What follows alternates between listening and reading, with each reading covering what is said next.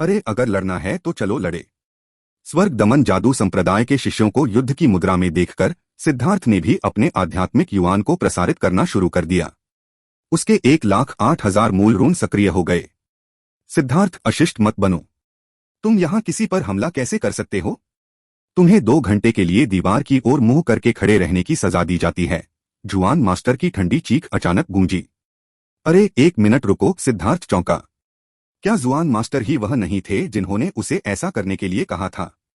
सिद्धार्थ गायब हो गया। स्थानिक ऊर्जा ने उसे घेर लिया और वह अचानक जुआन मास्टर के कमरे में प्रकट हुआ। बहुत बढ़िया, जुआन मास्टर ने प्रशंसा करते हुए उसका कंधा थपथपाया। स्पष्ट रूप से इस तरह का मामला सिद्धार्थ को सौंपना सबसे बुद्धिमानी भरा फैसला था। जुआन मास्टर, क्या स्वर्ग दमन जादू संप्रदाय हमारा दुश्मन है? सिद्धार्थ ने पूछा। वे दुश्मन नहीं माने जाते, लेकिन दोस्त भी नहीं माने जाते। मूल रूप से स्वर्ग विभाजन युद्ध संप्रदाय, जुआंटियन दाओ संप्रदाय और स्वर्ग दमन जादू संप्रदाय एक ही समय के आसपास स्थापित हुए थे और संस्थापक कभी सबसे अच्छे दोस्त थे। उस समय तीनों संप्रदाय लगभग एक समान शक्ति के थे, लेकिन अगर आपको यह कहना हो कि कौन कमजोर या मजबूत था, तो स्वर्ग विभाजन युद्ध संप्रदाय सबसे मजबूत था, जुआंटियन दाओ संप्रदाय दूसरे स्थान पर था और स्वर्ग दमन जादू संप्रदाय अंतिम था। लेकिन बाद में एक अप्रत्याशित घटना घटी। स्वर्ग के नीचे सभी संप्रदायों को भारी नुकसान उठाना पड़ा। स्वर्ग विभाजन युद्ध संप्रदाय के स्वर्ग को विभाजित करने के अंतिम 3 रूप नष्ट हो गए, जबकि जुआंतियान दाओ संप्रदाय वही रहा। हालांकि जुआंतियान सूची पत्र अभी भी पूरा है, लेकिन अत्यंत महत्वपूर्ण मूल व्याख्या नष्ट हो गई थी। वह व्याख्या संस्थापक द्वारा व्यक्तिगत रूप से बनाई गई थी। इसने जुआंतियान सूची पत्र में सभी दावों का सार दर्ज किया, लेकिन यह उस समय की लड़ाई में बर्बाद हो गया। अब जो कुछ सामान्य शिष्यों को समझने के लिए दिया गया है, वह मूल व्याख्या का एक छोटा सा हिस्सा है, जबकि बाकी को बाद में जोड़ा और ठीक किया गया था। लेकिन इसके भीतर कुल जानकारी की मात्रा मूल जुआंटियन सूची के 100वें हिस्से से भी कम है। जुआन मास्टर ने आगे बोलने से पहले बहुत देर तक आह भरी। हालांकि स्वर्ग दमन जादू संप्रदाय बहुत चतुर था। उस लड़ाई में हालांकि उन्हें भी भारी नुकसान उठाना पड़ा, लेकिन वे अपनी विरासत को बरकरार रखने में कामयाब रहे। सिद्धार्थ ने बीच में टोकते हुए कहा, स्मार्ट से आपका मतलब है कि वे कायर थे और उन्होंने अपनी पूरी ताकत नहीं दिखाई। दूसरों ने सब कुछ दांव पर लगा दिया, लेकिन वे चुपके से पीछे हट गए। जुआन मास्टर ने थोड़ा मुस्कुराया। जैसा कि अपेक्षित था, तुम्हारे साथ गोलमोल बातें करने की कोई जरूरत नहीं है। तुम ज्यादा गलत नहीं हो। जहां तक उस लड़ाई का सवाल है, मत पूछो, क्योंकि तुम उसके बारे में नहीं जान सकते। लेकिन उस लड़ाई के परिणामस्वरूप स्वर्ग दमन जादू संप्रदाय तीनों संप्रदायों में सबसे शक्तिशाली बन गया और वे अधिक से अधिक अभिमानी होते जा रहे हैं। वे स्वर्ग विभाजन युद्ध संप्रदाय के सामने अहंकारी होने की हिम्मत नहीं करते, क्योंकि उनके शिष्य अपनी साधना तकनीक के कारण युद्ध के दीवाने हैं। वे थोड़ी सी भी उत्तेजना पर फट पड़ेंगे, जो कि आपसे काफी मिलता जुलता है। शायद आपका गुस्सा स्वर्ग विभाजन से संबंधित है। यही कारण है कि स्वर्ग दमन जादू संप्रदाय ने मेरे जुआंतियान दाओ संप्रदाय पर अपना लक्ष्य निर्धारित किया है। वे हमें दबाना चाहते हैं, शायद खुद को उपलब्धि का एहसास दिलाने के लिए। पिछली पीढ़ी के जुआन मास्टर, मेरे गुरु, ने हमेशा उन्हें समायोजित किया, जिससे उन्हें ऐसा करने की आदत हो गई। यही कारण है कि इस बार मैं उन्हें मुंह पर तमाचा मारना चाहता हूं। लेकिन मुझे आपकी मदद चाहिए। क्या आप रुचि रखते हैं? तुम्हें बस मुझे वचन देना है। सिद्धार्थ ने आत्मविश्वास से अपनी छाती थपथपाई। किसी ऐसे व्यक्ति से मिलना दुर्लभ था जो उसका इस तरह सच्चा समर्थन करता हो। उसे स्वाभाविक रूप से उसका बदला चुकाना था। अच्छा, तो 2 घंटे यहीं आराम करो। मैं जाकर देखूंगा कि मां शिंगकोंग क्या योजना बना रहा है। यह कहकर जुआन मास्टर सिद्धार्थ की नजरों से ओझल हो गए। सिद्धार्थ चाय की मेज के सामने अपने नितंबों पर बैठ गया। वह शिष्टाचार के नाते खड़ा नहीं हुआ, सीधे अपने लिए एक कप चाय भर ली। कुछ जलपान देखकर उसने बेतरतीब ढंग से कुछ खा लिया। अचानक उसके सामने की दीवार चमक उठी, जिससे एक दृश्य सामने आया। जुआन मास्टर वर्तमान में महल में मध्यम आयु वर्ग के व्यक्ति को देख रहा था। जुआन मास्टर मुस्कुराए और बोले, मुझे बहुत खेद है, मैं एकांत में था और बाहर जाने से पहले मुझे साफ-सफाई करनी थी। कृपया मुझे माफ कर दें। बैठिए। मैजिक मास्टर स्वर्ग दमन जादू संप्रदाय के नेता का दूसरा नाम था। लेकिन सच में स्वर्ग दमन जादू संप्रदाय के 2 मैजिक मास्टर थे और यह सिर्फ उप संप्रदाय का नेता था। जहां तक जुआन मास्टर की बात है, वह जुआंतियान दाओ संप्रदाय का सच्चा नेता था। कारण के अनुसार उनके बीच स्थिति में एक निश्चित अंतर था, लेकिन ऐसा लगता था कि मां जिंगकोंग को ऐसा नहीं लगता था। शुआन मास्टर हमेशा की तरह ही शिष्ट और विनम्र हैं, लेकिन ऐसा लगता है कि आपके शिष्य मुश्किल से ही पास होने लायक हैं। मैं इस बारे में बात नहीं करूंगा कि वे कितने असभ्य और नीच हैं, मां जिंगकोंग ने बैठते हुए कहा। बच्चों का अज्ञानी होना सामान्य बात है। आखिरकार वे अभी भी बहुत छोटे हैं। अगर वह कुछ शताब्दियों तक जीने के बाद भी आगे नहीं बढ़ा तो मैं खुद उसे मार डालूंगा। इतनी उम्र तक जीने के बाद भी अगर वह शिष्टाचार नहीं समझता तो क्या उसके सारे साल कुत्ते की जिंदगी में बर्बाद नहीं हो गए होंगे? तुम क्या सोचते हो मां जिंगकोंग? जुआन मास्टर मुस्कुराया। मां शिंगकोंग के चेहरे पर मुस्कान आ गई। जुआन मास्टर साफ तौर पर उसे व्यर्थ जीने के लिए कोस रहे थे। एक बच्चे से बहस करने का क्या मतलब था? लेकिन जुआन मास्टर ने यह सीधे तौर पर नहीं कहा था, इसलिए मां जिंगकोंग केवल यह दिखावा कर सकता था कि वह उसका मतलब नहीं समझ पाया है। उसने यह कहकर विषय बदल दिया, भाई ली, ये मेरे स्वर्ग दमन जादू संप्रदाय की नई पीढ़ी के शिष्य हैं। आप उनके बारे में क्या सोचते हैं? ये अनमोल मेहमान वाकई अद्भुत हैं। वास्तव में 4 रैंक 6 सेलेस्टियल हैं और यहां तक कि एक जन्मजात रैंक 7 सेलेस्टियल भी है। एक ही समय में 2 तत्वों पृथ्वी और धातु को नियंत्रित करने में सक्षम होना कितना अद्भुत है, जुआन मास्टर ने कहा, क्योंकि उनकी नजर इन शिष्यों पर पड़ी। उनकी नजर उनमें से एक पर टिकी हुई थी जिसने अपने चेहरे को ढकने के लिए एक शंक्वाकार टोपी पहन रखी थी। उसके पास आहें भरने के अलावा कोई विकल्प नहीं था। मां शिंगकोंग अपने साथ 50 शिष्य लेकर आया था और वे सभी कम से कम 5वें दर्जे के दिव्य थे। हालांकि उनमें से केवल आधे ही जन्मजात रैंक 5 दिव्य थे, जो काफी चौंकाने वाला था। जुआनटियन दाओ संप्रदाय की तुलना में अंतर बहुत बड़ा था। 4 रैंक 6 सेलेस्टियल में से उनमें से केवल एक जन्मजात था। लेकिन भले ही यह सिर्फ एक अर्जित रैंक 6 सेलेस्टियल था, जुआनटियान दाओ संप्रदाय की नई पीढ़ी में कोई भी उस स्तर तक नहीं पहुंचा था। रैंक 5 के सेलेस्टियल को रैंक 6 सेलेस्टियल बनने के लिए सिर्फ जुआनटियन टॉवर के स्वर्गीय दाओ आशीर्वाद की आवश्यकता नहीं थी। इसके लिए स्वर्गीय दाओ की पर्याप्त समझ की भी आवश्यकता थी ताकि एक मौका भी मिल सके। नए शिष्यों में से कोई भी अभी तक उस आवश्यकता तक नहीं पहुंचा था।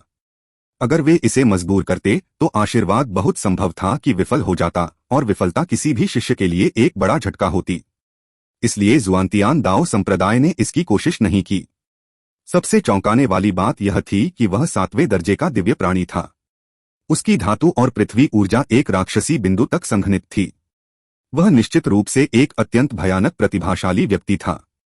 यह जानते हुए भी कि मां शिंगकोंग जानबूझकर उसे चकाचौंध करने की कोशिश कर रहा था, उसे यह स्वीकार करना पड़ा कि मां शिंगकोंग सफल हो गया था। जुआन मास्टर वास्तव में हैरान था। हालांकि जुआन मास्टर को यकीन था कि यह समूह स्वर्ग दमन जादू संप्रदाय के 50 सबसे मजबूत सदस्य थे, जब जुआनटियान दाओ संप्रदाय की नई पीढ़ी के शीर्ष 50 लोगों की तुलना में अंतर बहुत बड़ा था। मुझे आश्चर्य है कि इस बार आपने जो शिष्यों की भर्ती की है वे कैसे हैं?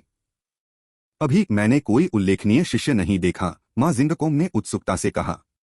यह एक भयावह प्रश्न था जिसके बारे में उसने सोचा कि जुआन मास्टर के पास इसका कोई उत्तर नहीं होगा। लेकिन जुआन मास्टर मुस्कुराए। वास्तव में यहां आते समय तुम मेरे जुआनटियान दाओ संप्रदाय की नई पीढ़ी के सबसे उल्लेखनीय शिष्य से मिले। ओह, मुझे कोई भी सभ्य व्यक्ति देखने की याद नहीं आती, मां जिंगकोंग ने भौहें सिकोड़ी। मुझे यकीन है कि आपको उसके बारे में काफी कुछ पता है। यह वही असभ्य और हिंसक आदमी है जिसने आपको अंदर आने से रोका था, जुआन मास्टर ने कहा। उसे? क्या तुम मजाक कर रहे हो? मां जिंगकोंग नाराज हो गया, यह सोचकर कि जुआन मास्टर बस मजाक कर रहा था। उसका नाम सिद्धार्थ है। आप अपने शिष्यों को दाओ संप्रदाय में जाकर पूछ सकते हैं। हर कोई उसका महान नाम जानता है, जुआन मास्टर ने आत्ममजाक वाली मुस्कान के साथ कहा। शायद जुआनटियान दाओ संप्रदाय में ऐसे लोग होंगे जो उसे नहीं जानते होंगे, लेकिन ऐसा कोई नहीं था जो सिद्धार्थ को नहीं जानता था। यह निश्चित रूप से जुआनटियान दाओ संप्रदाय में सबसे प्रसिद्ध शिष्य के रूप में एक रिकॉर्ड था। अगर वह आपके जुआनटियान दाओ संप्रदाय का शीर्ष शिष्य है तो मैं अपने हाथ की एक लहर से उन सभी को खत्म कर सकता हूं। ऐसा लगता है कि मैं व्यर्थ ही आया, एक 6ठे दर्जे के दिव्य व्यक्ति ने कहा। चुप रहो, तुम इतने असभ्य कैसे हो सकते हो? क्या यह ऐसी जगह है जहां तुम बीच में बोल सकते हो? मां शिंगकोंग ने डांटा। जुआन मास्टर से उसने कहा, माफी चाहता हूं, मैंने अपने शिष्यों को पर्याप्त अनुशासन नहीं दिया। कृपया बुरा मत मानना। हालांकि उसके मुंह से जो निकला वह डांटने वाला था, लेकिन वह जरा भी ईमानदार नहीं था। वह स्पष्ट रूप से जुआन मास्टर को शर्मिंदा करने की कोशिश कर रहा था। यह ठीक है, मैं किसी बच्चे के साथ बहस करने की जहमत नहीं उठाऊंगा, वरना मेरी हैसियत पर आंच आएगी, जुआन मास्टर ने उदार मुस्कान के साथ कहा। मां शिंगकोंग भी मुस्कुराया, लेकिन वह अंदर ही अंदर क्रोधित था। यह स्पष्ट रूप से इंगित कर रहा था कि वह सिद्धार्थ से कैसे क्रोधित हो गया था और गुस्से से दहाड़ रहा था। लेकिन वह अपना क्रोध भी प्रदर्शित नहीं कर सकता था, अन्यथा यह और भी शर्मनाक होता। और सबसे बुरी बात यह थी कि यह उसके अपने शिष्यों के सामने होता। मां शिंगकोंग ने जुआन मास्टर के साथ कुछ देर बातचीत की और फिर कहा, मूल रूप से मैं अपने शिष्यों को जुआनटियन दाओ संप्रदाय में लाया था ताकि वे दाओ संप्रदाय के शिष्यों के साथ कुछ संकेतों का आदान प्रदान कर सकें, जिससे दोनों पक्षों की शक्तियां बढ़े और हमारे शिष्यों को अनुभव प्राप्त करने का मौका मिले। लेकिन अब जब मैं जुआनटियन दाओ संप्रदाय के शिष्यों को देखता हूं। मां शिंगकोंग अचानक रुक गया और अपना सिर हिलाते हुए आहें भरने लगा। उसका मतलब साफ था, जुआनटियन दाओ संप्रदाय बहुत कमजोर था। जुआन मास्टर ने उदासीनता से कहा, सच है, मेरे दाओ संप्रदाय में शिष्यों की यह नई पीढ़ी आपके जादू संप्रदाय की तुलना में बहुत कमजोर है। मां शिंगकोंग ने अपना चारा डाला था, लेकिन जुआन मास्टर ने उसे नहीं लिया, जिससे वह अवाक रह गया। जुआनटियन दाओ संप्रदाय वास्तव में इतना कायर था? अगर यह जारी रहा तो वे वास्तव में कुछ भी नहीं पाएंगे। हालांकि निश्चित रूप से शक्ति में अंतर है, लेकिन आदान प्रदान और नोट्स की तुलना करना आवश्यक है। आखिरकार यह दोनों पक्षों के शिष्यों के लिए फायदेमंद है। जुआन मास्टर के इनकार को देखकर मां शिंगकोंग ने सुर बदल दिया। मुझे नहीं लगता कि इसकी कोई जरूरत है। आखिरकार जब दो पक्षों के बीच मतभेद बहुत ज्यादा हो तो इस तरह के आदान प्रदान का कोई मतलब नहीं है। जुआन मास्टर ने अपना सिर हिलाया। शिष्यों में से एक ने उपहास किया और अपना मुंह खोलने ही वाला था कि मां शिंगकोंग ने उसे घूर कर देखा। जुआन मास्टर मन ही मन मुस्कुराए। क्या हर बार एक ही पैटर्न का उपयोग करना दिलचस्प था? क्या वे अपने तरीके नहीं बदल सकते थे? जुआन मास्टर ने बस एक शांत, उदासीन उपस्थिति बनाई और उन्हें अपना खेल जारी रखने दिया। जुआन मास्टर, आप बहुत विनम्र हैं। सच में दाओ संप्रदाय के शिष्यों में कई उत्कृष्ट लोग हैं, मां शिंगकोंग ने कहा। बेशर्म, बिल्कुल बेशर्म, बहुत बेशर्म, बिल्कुल बहुत बेशर्म। ऐसी बकवास करने के बाद वह बिना भाव बदले उसे वापस लेने में सक्षम था। सिद्धार्थ ने उसकी इस क्षमता की बहुत प्रशंसा की। सिद्धार्थ स्क्रीन के जरिए यह दृश्य देख रहा था। मां शिंगकोंग ने पहले कहा कि उसने कोई उल्लेखनीय शिष्य नहीं देखा और फिर उसने कहा कि उसने कुछ बेहतरीन शिष्य देखे हैं। कोई व्यक्ति कितना बेशर्म होगा जो बिना पलक झपकाए इस तरह की बात कर सकता है।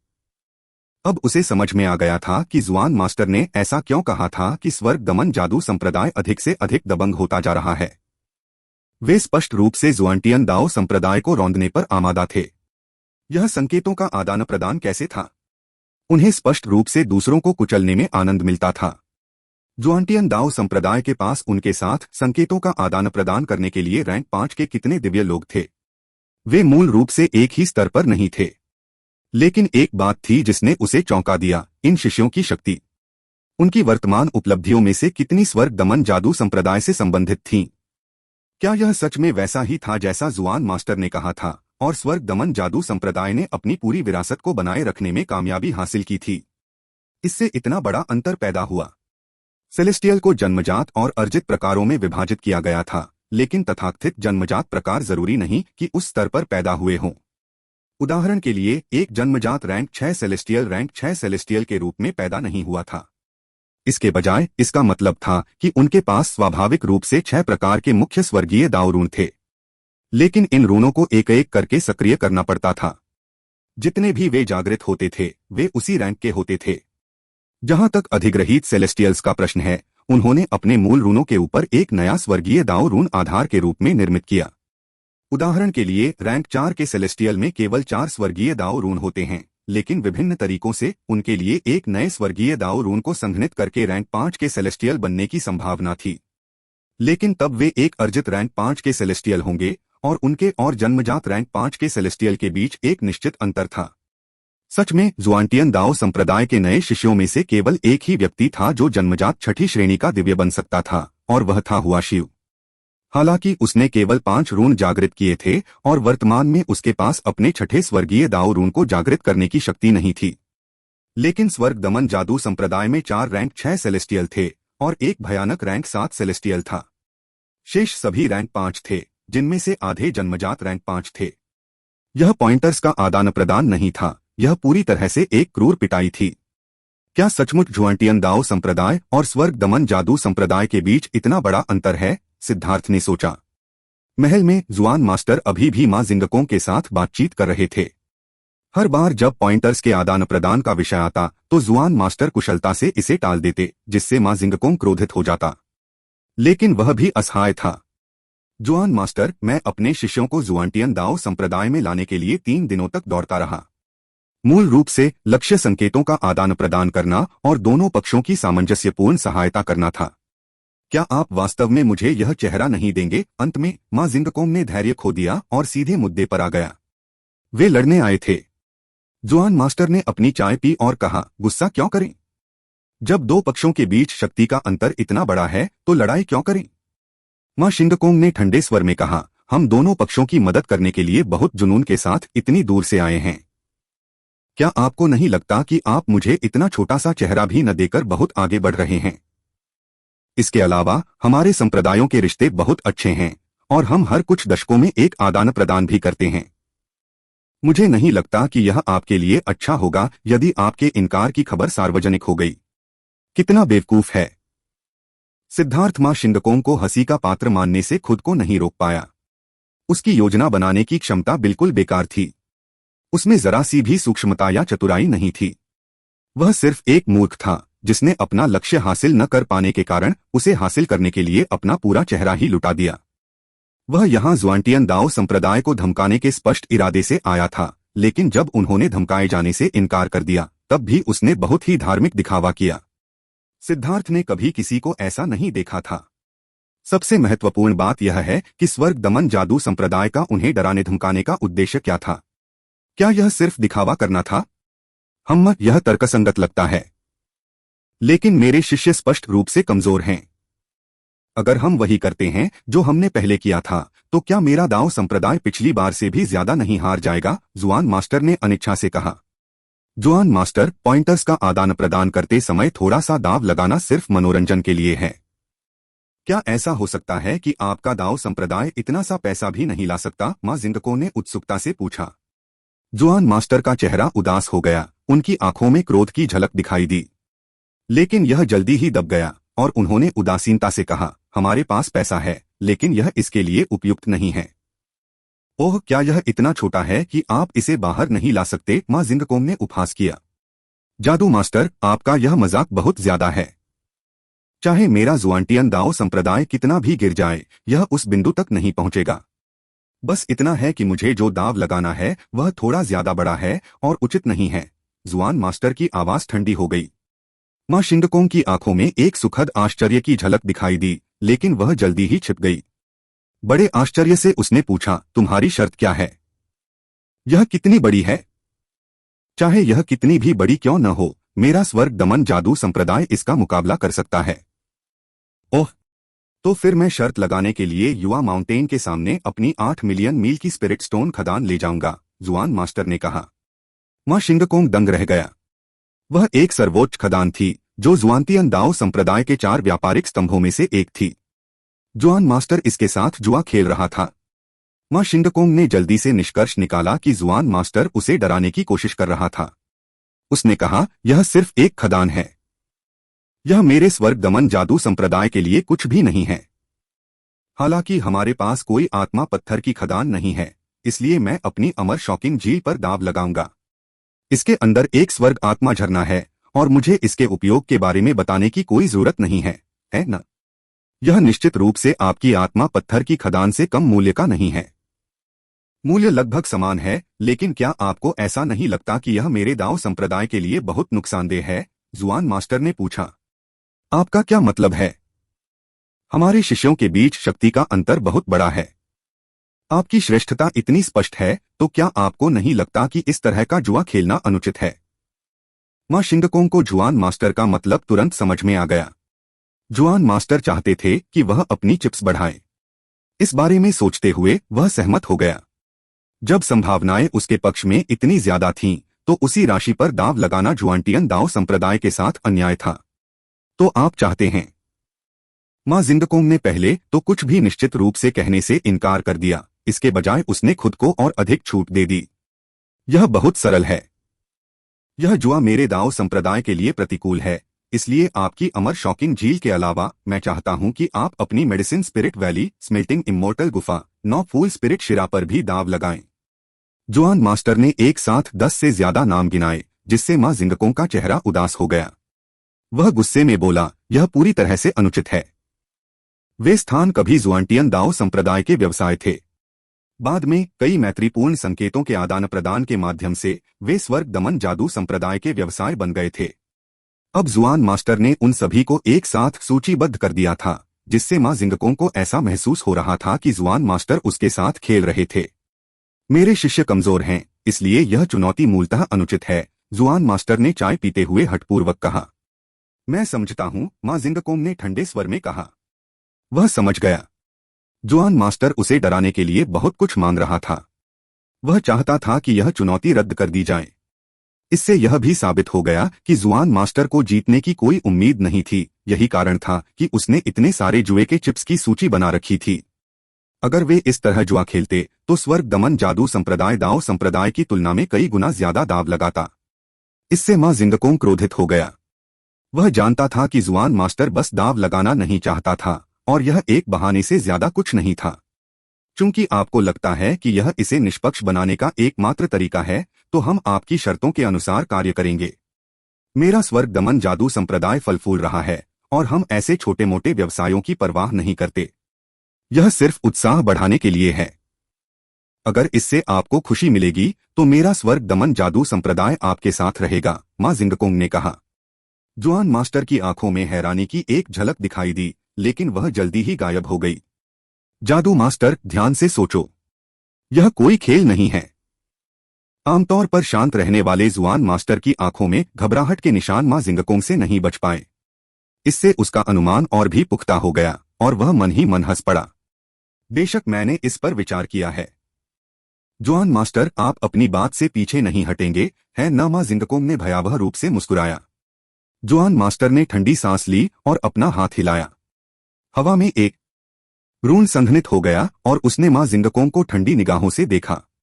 मां जिंगकोंग ने जुआन मास्टर की ओर देखा, अंत में उपहास करते हुए और एक रून को संघनित करते हुए। यह जुआन मास्टर के रून के साथ विलीन हो गया और वे हवा में गायब हो गए। यह एक आध्यात्मिक अनुबंध था जिसकी निगरानी स्वर्गीय दाउस द्वारा की जाती थी। यदि कोई इससे पीछे हटता तो उसे कर्म का दंड मिलता। उन दोनों ने अपने संप्रदायों के नेता के रूप में यह अनुबंध किया था। उनमें से कोई भी इससे पीछे हटने की हिम्मत नहीं करेगा, क्योंकि यही वह चीज थी जो उनके संप्रदायों के उत्थान या पतन को निर्धारित करती थी। अनुबंध हो जाने के बाद जुआन मास्टर की अभिव्यक्ति हमेशा की तरह शांत रही। देखने में कोई खुशी या चिंता नहीं थी, लेकिन किसी अज्ञात कारण से मां जिंगकोंग को थोड़ी बेचैनी महसूस हुई। हालांकि अनुबंध हो चुका था, अब पीछे हटने का कोई रास्ता नहीं था। इसके अलावा उसे अपने शिष्यों पर पूरा भरोसा था। उसे भरोसा था कि वे जीतेंगे, और एक बार वे जीत गए तो जुआनटियान दाओ संप्रदाय को एक गंभीर झटका लगेगा। सभी आंतरिक संप्रदाय के शिष्य चौक के भीतर इकट्ठा होते हैं। जुआन मास्टर की आवाज पूरे आंतरिक संप्रदाय में फैल गई, यहां तक कि एकांत में रहने वाले शिष्य भी बाहर निकल आए। काम पर जाने का समय हो गया है। सिद्धार्थ खड़ा हुआ, अपने नितंबों से धूल झाड़ते हुए। वह कमरे से बाहर चला गया, तुरंत चौक में दिखाई दिया। चौक एक पल में आंतरिक संप्रदाय के शिष्यों से भर गया। Hua Xiu, Hu Guishan, Wang Zhen, Han Song और बाकी सभी लोग आ चुके थे। उन्होंने पहले ही सुन लिया था कि स्वर्ग दमन जादू संप्रदाय के शिष्य आ चुके हैं, और उन्होंने उनके लक्ष्य का अनुमान लगा लिया था। संप्रदायों के बीच, शिष्यों के बीच संकेतों का आदान प्रदान होना एक आम बात थी। वे सभी फाउंडेशन फोर्जिंग क्षेत्र में आगे बढ़ चुके थे और अभी अभी जुआनटियन कैटलॉग से बाहर आए थे। अपनी ताकत में इतनी वृद्धि होने के बाद उनमें से कई अपनी नई शक्ति का परीक्षण करने के लिए युद्ध के लिए तरस रहे थे। बॉस, क्या हो रहा है? गो रैन ने पूछा। कुछ नहीं, यह बस बकवास है। तुम्हारे यहाँ हालात कैसे हैं? सिद्धार्थ ने पूछा। मैंने इसका आधा हिस्सा पूरा कर लिया है। इसके अलावा आपने मुझे जो सामग्री भेजी है उसके साथ मेरी दक्षता और मेरा फोर्जिंग कौशल लगातार बढ़ रहा है। हालांकि बहुत सारी असफलताएं हैं, लेकिन इथरियल क्राफ्टिंग सीक्रेट रिकॉर्ड की मेरी समझ में काफी वृद्धि हुई है। जब गो रैन ने अपने फोर्जिंग कौशल का उल्लेख किया तो वह अविश्वसनीय रूप से उत्साहित हो गया। सिद्धार्थ चौंक गया। गो रैन ने इस दौरान बहुत मेहनत की थी और 13,000 कवच सेट में से आधे को पूरा कर लिया था। क्या यह थोड़ा ज्यादा तेज नहीं था? आखिरकार वह सामग्री राजा की वस्तुओं के लिए इस्तेमाल की गई थी। हालांकि कवच के इन सेटों में राजा की वस्तु की शक्ति नहीं थी, लेकिन उनकी रक्षात्मक क्षमता निश्चित रूप से आश्चर्यजनक थी। इस समय मेंग्क्यू और तांग वानएयर भी वहां आ गए। वे सिद्धार्थ से पूछने ही वाले थे कि क्या हुआ था, तभी उन्हें एक विशाल मार्शल एरिना के सामने ले जाया गया। मार्शल एरिना के चारों ओर लाखों सीटें थीं। मार्शल स्टेज चकाचौंध भरी भव्यता से जगमगा रहा था। उन्होंने पहले कभी ऐसा मार्शल स्टेज नहीं देखा था। जैसे ही लोग यह समझ नहीं पाए कि क्या हो रहा है, स्वर्ग दमन जादू संप्रदाय के 50 शिष्य विपरीत दर्शक सीटों पर दिखाई दिए। वे जुआनतियन दाओ संप्रदाय के शिष्यों को ठंडी निगाहों से देखने लगे। उनमें से एक ने अपना हाथ आगे बढ़ाया। उसने अपना हाथ आगे बढ़ाया और उसने कई बार अपने अंगूठे को नीचे झुकाकर मजाक उड़ाया। इस इशारे ने ड्रैगन ब्लड लीजन को क्रोधित कर दिया और उन्होंने तुरंत जवाबी हमला शुरू कर दिया। जुआनटियन दाओ संप्रदाय के सभी शिष्य स्वर्ग दमन जादू संप्रदाय के शिष्यों के अपमानजनक कार्यों से क्रोधित थे। यह बहुत बेलगाम था, लेकिन केवल ड्रैगन ब्लड सेना ने जवाबी हमला किया। 26,000 से ज्यादा हाथ एक समान रूप से उनकी ओर उठे हुए थे और हर मुट्ठी पर एक मध्यमा उंगली ऊपर उठी हुई थी। उनकी हरकतें बेहद एक समान थीं। विरोधी स्वर्ग दमन जादू संप्रदाय के शिष्यों के हाव भाव तुरंत भद्दे हो गए। उन्होंने नहीं सोचा था कि जुआनतियान दाओ संप्रदाय के शिष्य इतने असभ्य हैं और ऐसा अश्लील इशारा करेंगे। वानएर, मूर्ख लड़की, अपना हाथ नीचे रखो। तुम एक औरत हो। किंग यू, जो तांग वानएर के बगल में बैठा था, उसे उसके पीछे आते देख जल्दी से अपना हाथ नीचे खींच लिया। तांग वानएर को इस बात का बिल्कुल भी अंदाजा नहीं था कि इस इशारे का क्या मतलब है। उसने तो बस सबको ऐसा करते देखकर उसका अनुसरण किया था। अब जब किंग यू ने उसे रोक दिया तो वह उलझन में पड़ गई। अचानक सैकड़ों आकृतियां मंच पर उड़कर आईं। वे जुआनतियान दाओ संप्रदाय के बुजुर्ग थे। यहां तक कि हॉल मास्टर्स, पैलेस मास्टर्स और अन्य सभी लोग भी वहां आ गए थे। वे सभी मंच के एक छोर पर निर्णायक मंडल में चले गए। फिर 2 और आकृतियां प्रकट हुईं। वे जुआन मास्टर और मां जिंगकोंग थे। जैसे ही वे दोनों प्रकट हुए, सभी लोग एकदम चुप हो गए। जुआन मास्टर ने मार्शल स्टेज पर नजर डाली। यह अभी भी वही नियम है। 9 लड़ाइयां होंगी और पहले 5 तक जीतने वाला जीतेगा। मेहमानों के रूप में क्या आप कुछ ऐसा संशोधित करना चाहते हैं? मां शिंगकोंग की नजर जुआनतियान दाओ संप्रदाय के शिष्यों पर पड़ी। वह थोड़ा मुस्कुराया। कुछ भी संशोधित करने की आवश्यकता नहीं है। लेकिन मेरे शिष्य अभी अभी फाउंडेशन फोर्जिंग में आगे बढ़े हैं, इसलिए उनके हमले थोड़े भारी हो सकते हैं। यदि आपका कोई शिष्य घायल हो जाता है तो मुझे उम्मीद है कि इससे हमारे संप्रदायों के बीच की दोस्ती पर कोई असर नहीं पड़ेगा। सिद्धार्थ ने व्यंग्य किया। यह बूढ़ा आदमी सचमुच दुष्ट था। अब वह अपने लिए एक रास्ता छोड़ रहा था और साथ ही अपने शब्दों से जुआन मास्टर को भी फंसा रहा था। अब अगर स्वर्ग दमन जादू संप्रदाय के शिष्यों ने जुआनतियान दाओ संप्रदाय के शिष्यों को घायल कर दिया और अपमानित किया, तो जुआन मास्टर कुछ भी कहने में सक्षम नहीं होगा। अगर उसने कोई गुस्सा व्यक्त किया तो यह उसे तुच्छ दिखाएगा। इन दोनों संप्रदायों के बीच किस तरह की दुश्मनी है? वे जुआनतियान दाओ संप्रदाय को इस तरह क्यों मजबूर कर रहे हैं? सिद्धार्थ ने खुद से सोचा। शायद उनके बीच कोई रहस्य था जिसके बारे में वह अनजान था। इसके अलावा दाओ संप्रदाय स्वर्ग दमन जादू संप्रदाय द्वारा उन पर फेंकी गई हर चीज को चुपचाप क्यों सहन करेगा? क्या दाओ संप्रदाय जैसे विशाल संप्रदाय के लिए यह बहुत कष्टदायक नहीं था कि उनके दरवाजे पर एक गुंडे आकर उन्हें परेशान करे? यह ठीक है। वे सभी घमंडी और अहंकारी युवा हैं। थोड़ा कष्ट सहना बुरी बात नहीं है। बच्चों को पूरी आजादी है, जुआन मास्टर ने कहा। ऐसा लग रहा था कि वह मां जिंगकोंग के शब्दों में छिपे जाल को नहीं सुन पा रहे थे। मां शिंगकोंग अपने शिष्यों की ओर मुड़ा। क्या तुमने सुना? जुआन मास्टर ने कहा है कि तुम्हारे पास पूरी आजादी है। हम इतनी दूर से सिर्फ संकेत साझा करने, एक दूसरे से सीखने के लिए आए हैं ताकि हम दोनों आगे बढ़ सकें। अपनी शक्ति को छिपाए नहीं और न ही कमजोर पड़े।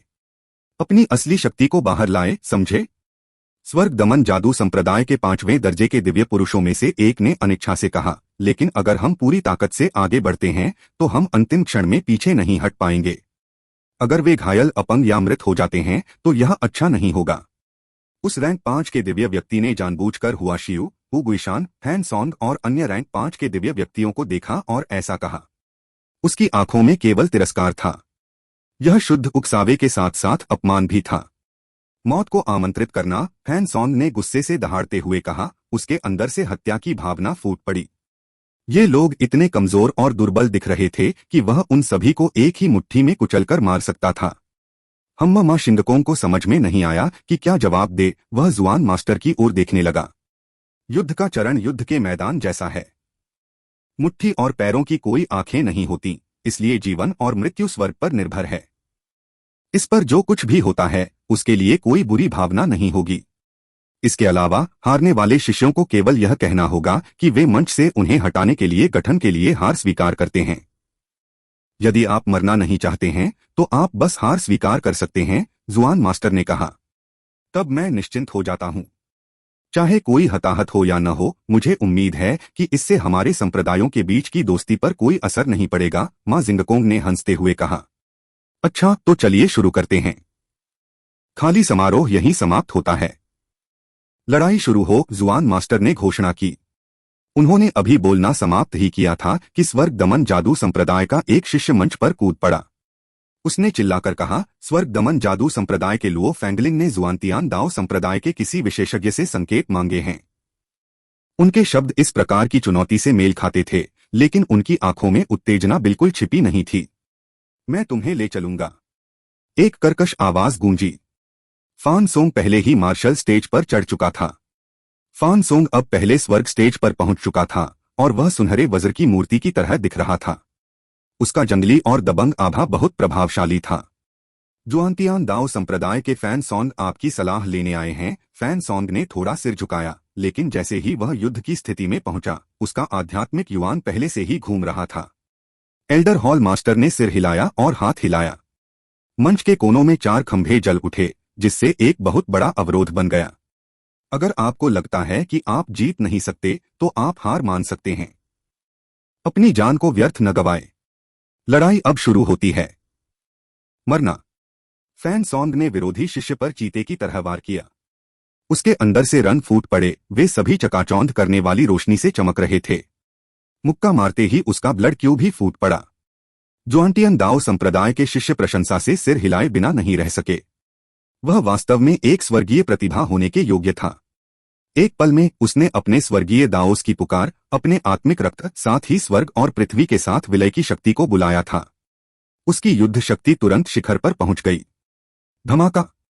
जब उसकी मुट्ठी जमीन पर उतरी तो एक जोरदार विस्फोटक ध्वनि गूंजी, लेकिन जिसने सभी को चौंका दिया वह यह था कि स्वर्ग दमन जादू संप्रदाय के शिष्यों ने केवल अपने कर्मचारियों को लहराया था और एक रूनिक ढाल उसके सामने प्रकट हुई, जिसने फैन सॉन्ग के अविश्वसनीय रूप से शक्तिशाली पंच को रोक दिया।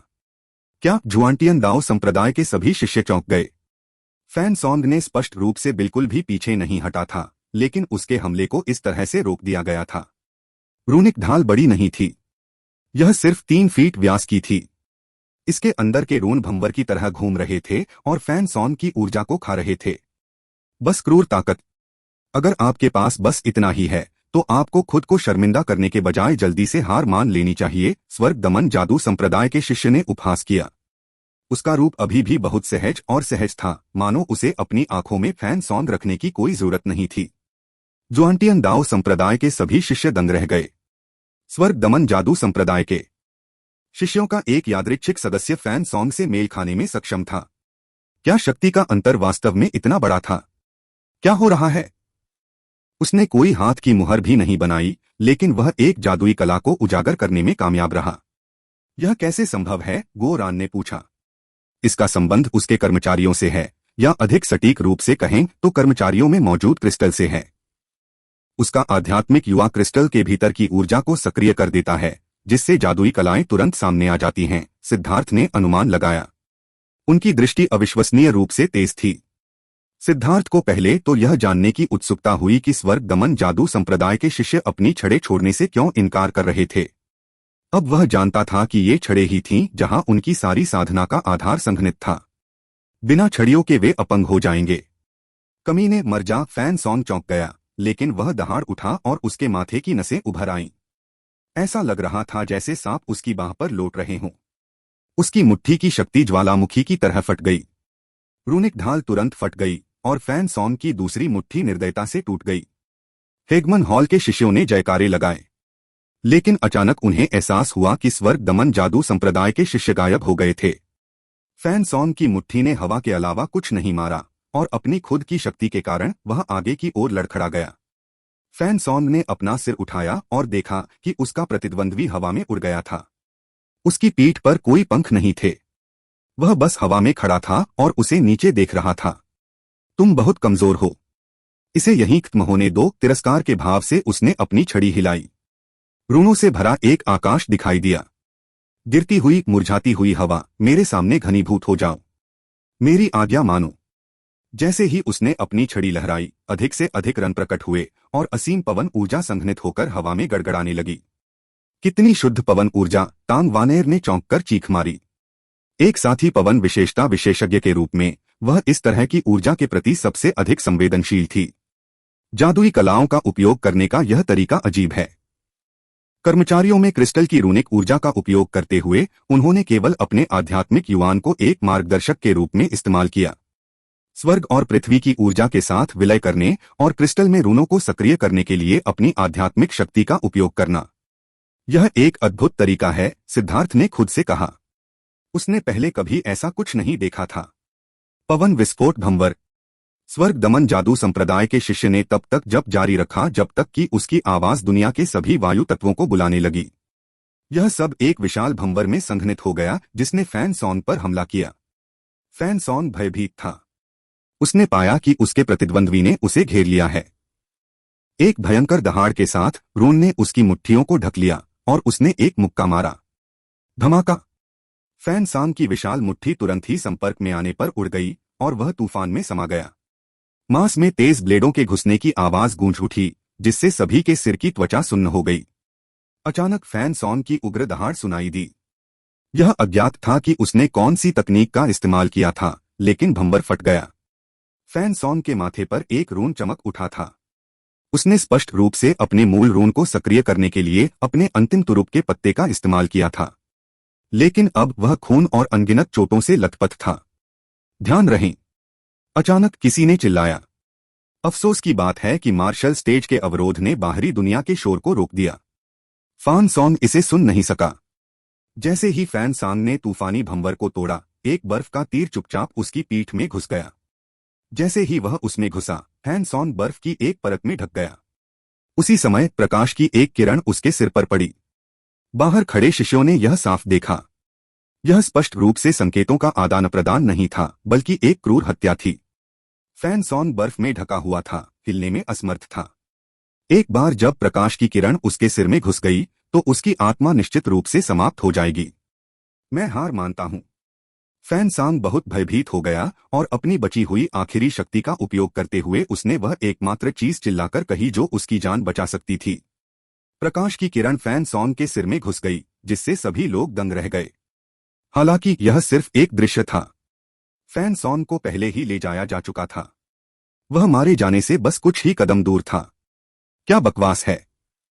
मुझे उम्मीद है कि जुआंटियन दाओ संप्रदाय के सभी शिष्य इतने बेकार नहीं होंगे, अन्यथा हम व्यर्थ ही आएंगे, स्वर्ग दमन जादू संप्रदाय के शिष्य ने कहा जब उसने फैन सॉन्ग को हीलिंग हॉल के शिष्यों द्वारा उपचारित होते देखा।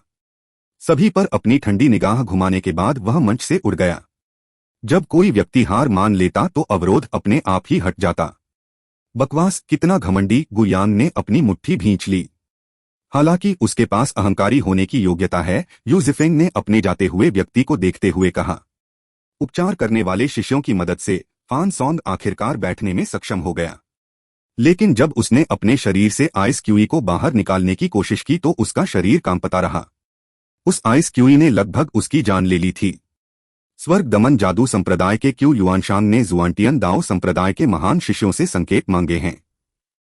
क्या कोई तैयार है? स्वर्ग दमन जादू संप्रदाय का एक और शिष्य मंच पर कूद पड़ा। जब उसने उन्हें महान कहा तो उसने जानबूझकर एक उच्चारण जोड़ा जो स्पष्ट रूप से उनका मजाक उड़ा रहा था। सभी को यह देखकर आश्चर्य हुआ कि एक व्यक्ति तुरंत ही उनसे मिलने के लिए उड़कर आया।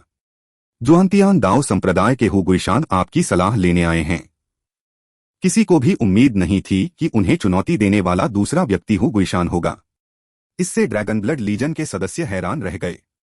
स्वर्ग दमन जादू संप्रदाय के शिष्य बहुत भयानक थे। इससे पहले कि कोई उनका मुकाबला करने का कोई तरीका निकाले, सबसे समझदारी की बात यह थी कि लड़ने से पहले कुछ और लड़ाइयां देखी जाएं। पहले कुछ लड़ाके सबसे ज्यादा पीड़ित होंगे। क्या इस बदमाश ने गलत दवा ले ली है? क्या वह हमारी मदद कर रहा है? गो रैन हैरान था। नहीं, उसने कोई गलत दवा नहीं ली, न ही वह हमारी मदद कर रहा है। वह जानबूझकर हमें नुकसान पहुंचा रहा है। सिद्धार्थ ने अपना सिर हिलाया और दूर खड़े लो फैन की तरफ देखा। सबसे ज्यादा संभावना है कि हुगुइशान सिर्फ उसकी वजह से बाहर गया था। भूत भेड़िया परिवर्तन। जब हर कोई हुगुइशान के इरादों को लेकर उलझन में था, तभी युद्ध शुरू हो गया। हुगुइशान ने तुरंत कार्रवाई की, काले फर से ढक गया और भेड़िए जैसा बन गया। वह अपने प्रतिद्वंद्वी पर झपट पड़ा। उनके प्रतिद्वंद्वी को यह देखकर आश्चर्य हुआ। उन्हें उम्मीद नहीं थी कि वह एक दुर्लभ जानवर साधक होंगे। अपने भूतिया भेड़िया राज्य में हुगुइशान की गति भयावह थी। स्वर्ग दमन जादू संप्रदाय के शिष्य द्वारा बुलाई गई ढाल तुरंत टूट गई और हुगुइशान का पंजा लगभग उसके शरीर में घुस गया। उसने जल्दी से अपनी लाठी लहराई और पीछे हट गया। स्वर्ग दमन जादू संप्रदाय के शिष्यों के लिए नजदीकी सीमा पर लड़ना उनकी कमजोरी थी। हालांकि हुगुइशान बहुत तेज था। वह एक प्रेत की तरह था जिसने अपने प्रतिद्वंद्वी को दूरी बनाने का कोई मौका नहीं दिया। उसने मैजिक सेक्ट के शिष्य को कई बार खतरनाक स्थिति में डाल दिया। इस पर जुआनटियन दाओ संप्रदाय के शिष्यों ने जोरदार जयकारे लगाए। कोई बात नहीं, हुगुइशान जुआनटियन दाओ संप्रदाय का हिस्सा था और उन्हें अपने दुश्मनों का सामना एकजुट होकर करना चाहिए। भागो! स्वर्ग दमन जादू संप्रदाय के शिष्यों के माथे पर एक रून प्रकट हुआ और उसके कर्मचारियों से एक लहर फैल गई जिससे हुगुइशान उड़ गया। उसने अंततः अपना मूल रून सक्रिय कर लिया था, जिसका अर्थ था कि वह अंततः अपनी वास्तविक युद्ध स्थिति में था। वह मंत्रोच्चार करने लगा और अपनी छड़ी लहराने लगा। तभी अचानक हुगुइशान ने कहा, अब और लड़ने की कोई जरूरत नहीं है।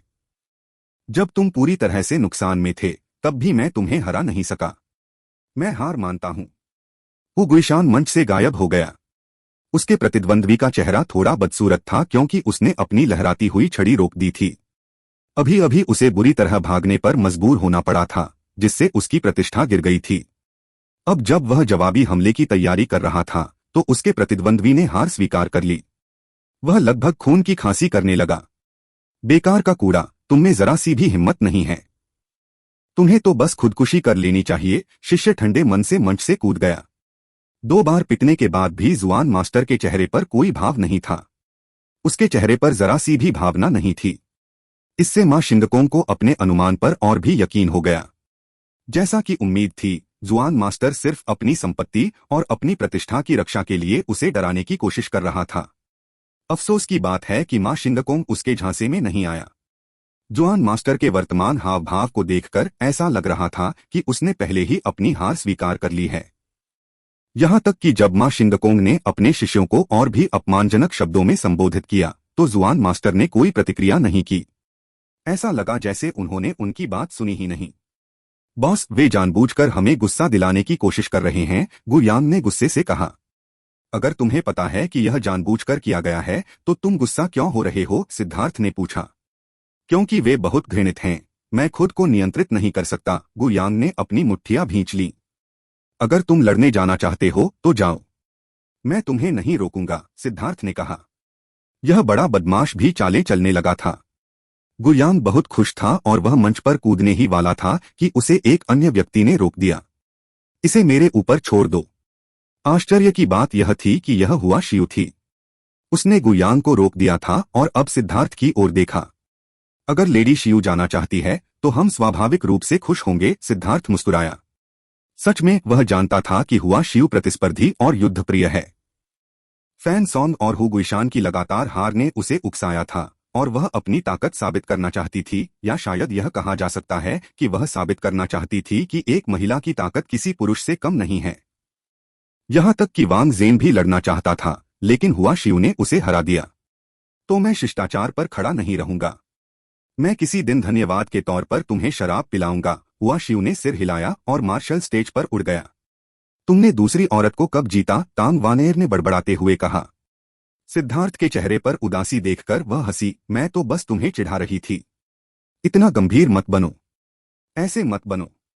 अगर तुम नहीं चाहती कि कोई तुम्हें काट ले तो कुत्ते को मत भड़काओ। मेंकी अवाक रह गई जब उसने तांग वानेर को देखा, लेकिन जैसे ही उसने बोलना समाप्त किया उसे लगा कि उसने कुछ गलत बोल दिया है। मेंकी, तुमने भी कुछ बुरी आदतें सीख ली हैं। सिद्धार्थ ने अपनी आंखें घुमाई।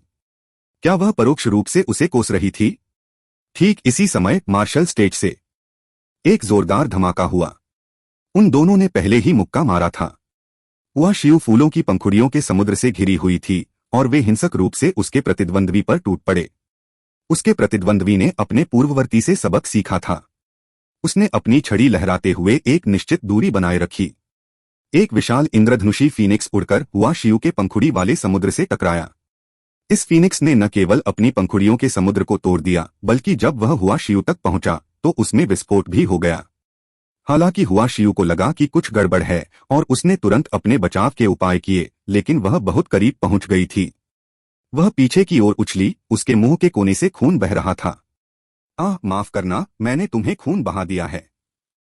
लेकिन चिंता मत करो, मैं निश्चित रूप से नीचे की चीजों को गर्मजोशी से संभालूंगा। स्वर्ग दमन जादू संप्रदाय के शिष्य ने कामुक मुस्कान दी। उसके चेहरे पर एक कामुक भाव था।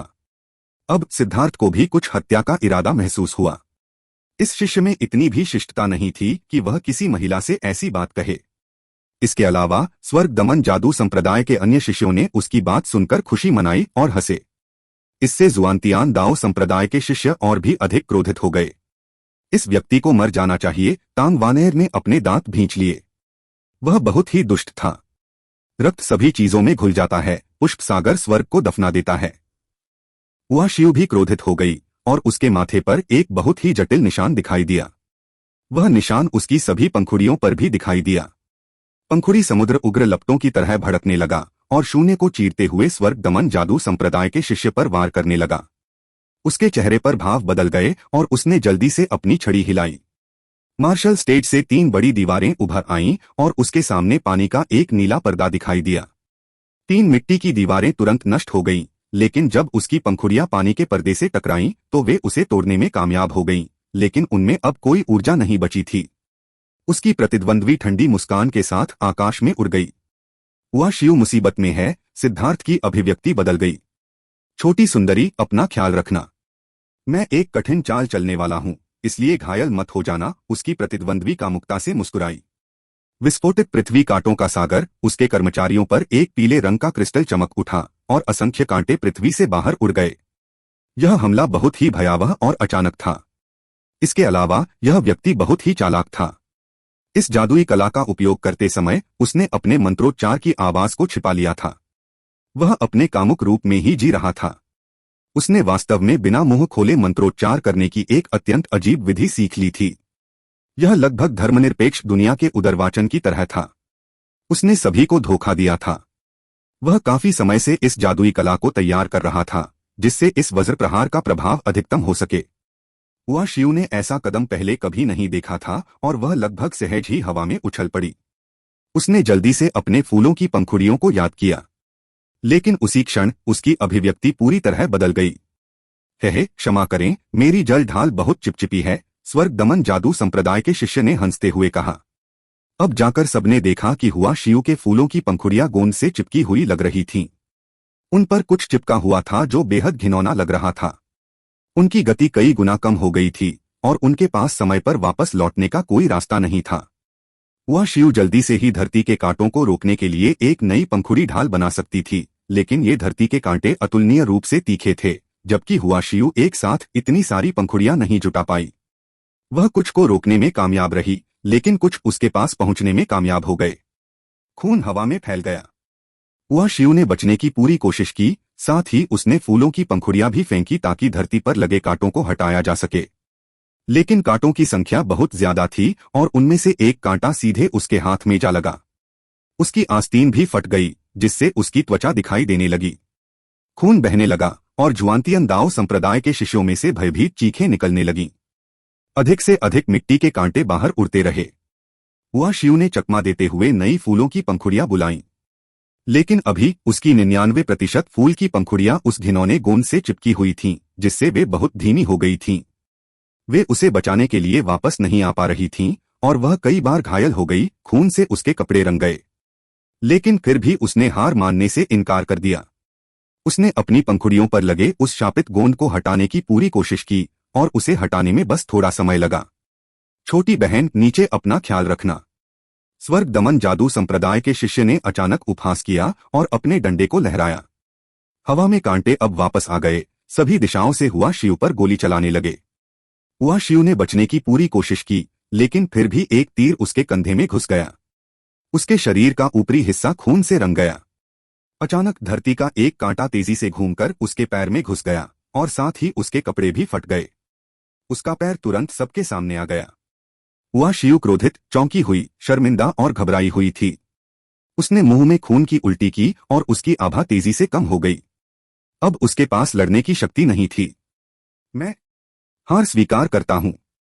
हुआ शिव को मंच से नीचे उतारा गया और तांग वानेर तुरंत उसे पकड़ने के लिए आगे बढ़ी।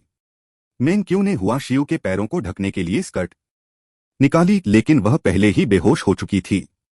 मुझे बहुत खेद है, मैंने उसे ऊपर और नीचे खून बहाने के लिए मजबूर कर दिया। क्षमा करें। स्वर्ग दमन जादू संप्रदाय के शिष्य ने मंच से कूदने से पहले आलस्य से कुछ शब्द कहे। जुआंटियन दाओ संप्रदाय के सभी शिष्य क्रोधित थे। यह पूरी तरह से असहनीय था। हुआ शिव एक स्वर्गीय प्रतिभा थी, लेकिन उसे इस तरह से अपमानित किया गया था। उन्हें लगा कि वे विस्फोट करने वाले हैं।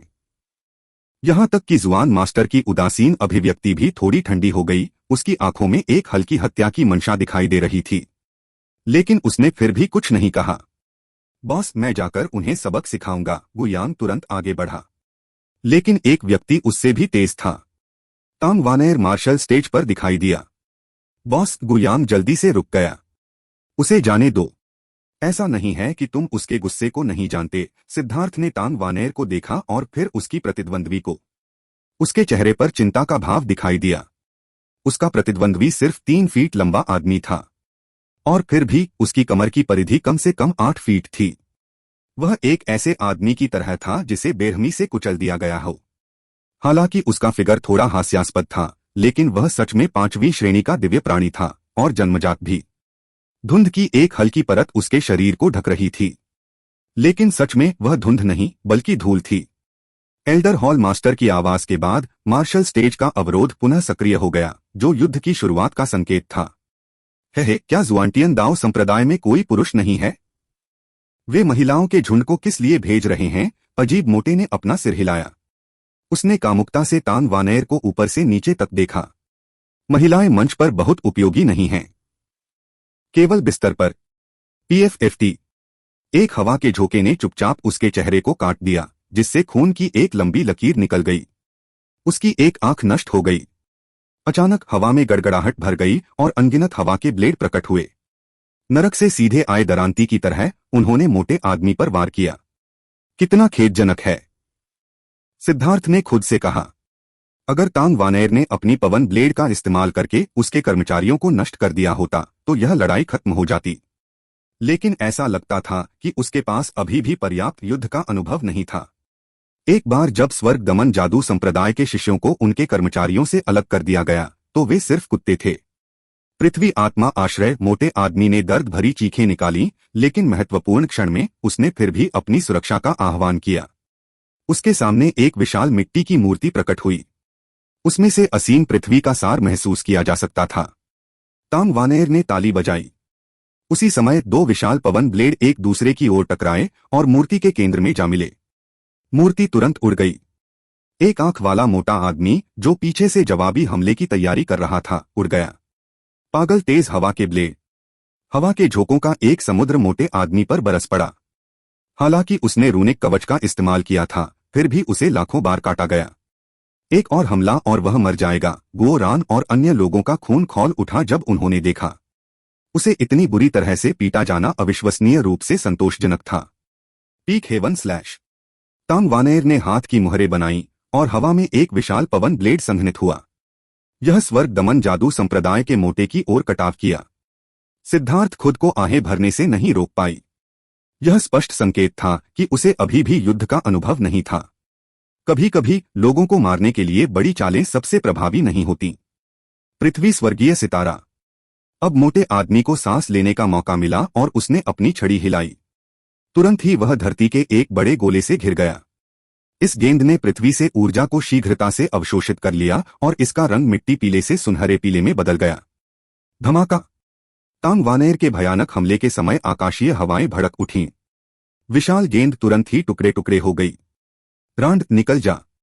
अचानक मोटा आदमी खून से लथपथ हवा में दिखाई दिया। उसके डंडे से चकाचौंध करने वाली रोशनी निकली और तांग वानेर के नीचे की जमीन हिलने लगी।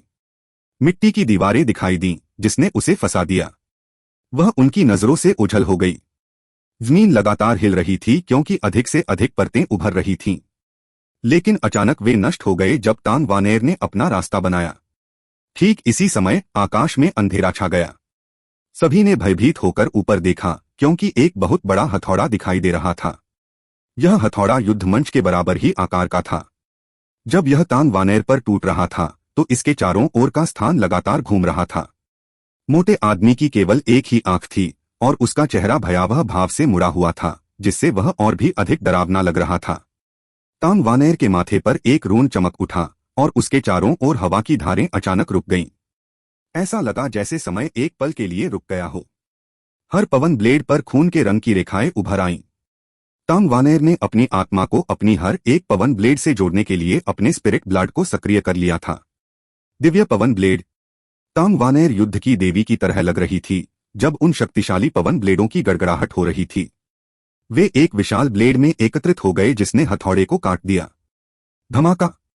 ऋण और अंतरिक्ष में विस्फोट हुआ और अवरोध तीव्रता से हिल गया। तांग वानेर और मोटे आदमी ने खून की खांसी की। यह बिना किसी तकनीक के शक्ति का आदान प्रदान था। तांग वानेर की रक्तरंग की हवा की धारें मोटे आदमी की ओर चली गईं। इस बीच मोटे आदमी ने अपनी छड़ी लहराई और मिट्टी की ऊर्जा उमड़ पड़ी। मिट्टी की दीवारें, मिट्टी के भाले, गिरती चट्टानें, सभी तरह के हमले हुए। कभी कभी पानी की ऊर्जा या लकड़ी की ऊर्जा जैसी अन्य प्रकार की ऊर्जा का भी उपयोग किया जाता था। उन दोनों ने एक स्वर्ग को हिला देने वाली लड़ाई शुरू कर दी। हवा के झोंकों ने आसमान को हिला दिया, जबकि जादुई कलाएं एक अंतहीन धारा में बह रही थीं। यह वास्तव में एक भीषण युद्ध था। बेवकूफ, मुझे नहीं लगता कि तुम मुझसे ज्यादा समय तक टिक पाओगी। तुम उस पिछली बेवकूफ के लिए गुस्सा निकालना चाहती हो, है ना? तो आओ, कोशिश करो और मुझे मार डालो। लंबे समय तक लड़ने के बाद मोटा आदमी दहाड़ा। इतने समय के बाद भी वह तांग वानेर को हराने में असमर्थ था।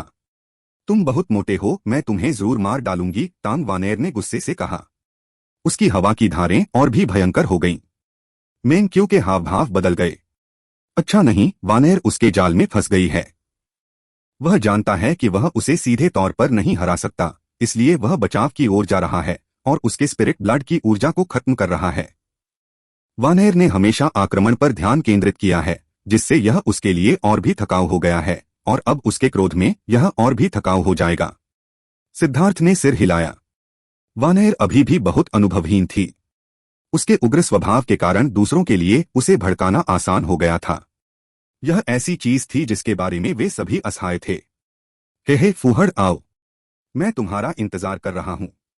तुम जितनी मेहनत करोगी मुझे उतना ही आराम महसूस होगा, मोटा आदमी लड़ते हुए चिल्लाया।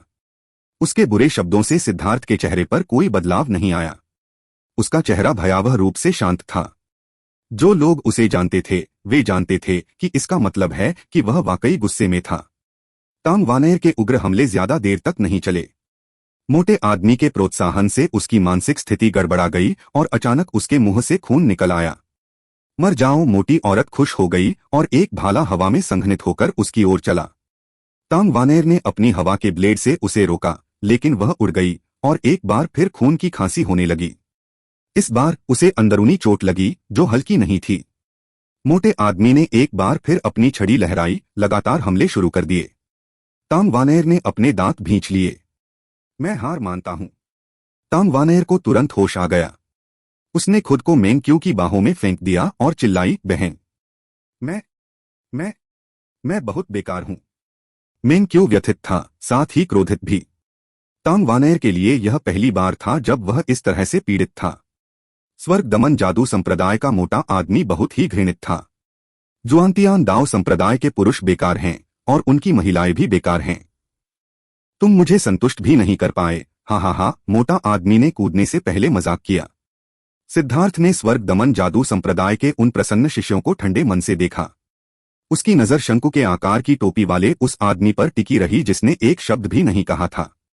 अचानक अपने आध्यात्मिक सागर में उसने कहा, जुआन मास्टर, क्या आप शर्त लगाना चाहते हैं? क्षमा करें, मेरे शिष्य थोड़े अनियंत्रित और नियंत्रित करने में कठिन हैं। आखिरकार वे लंबे समय से संप्रदाय का हिस्सा नहीं हैं।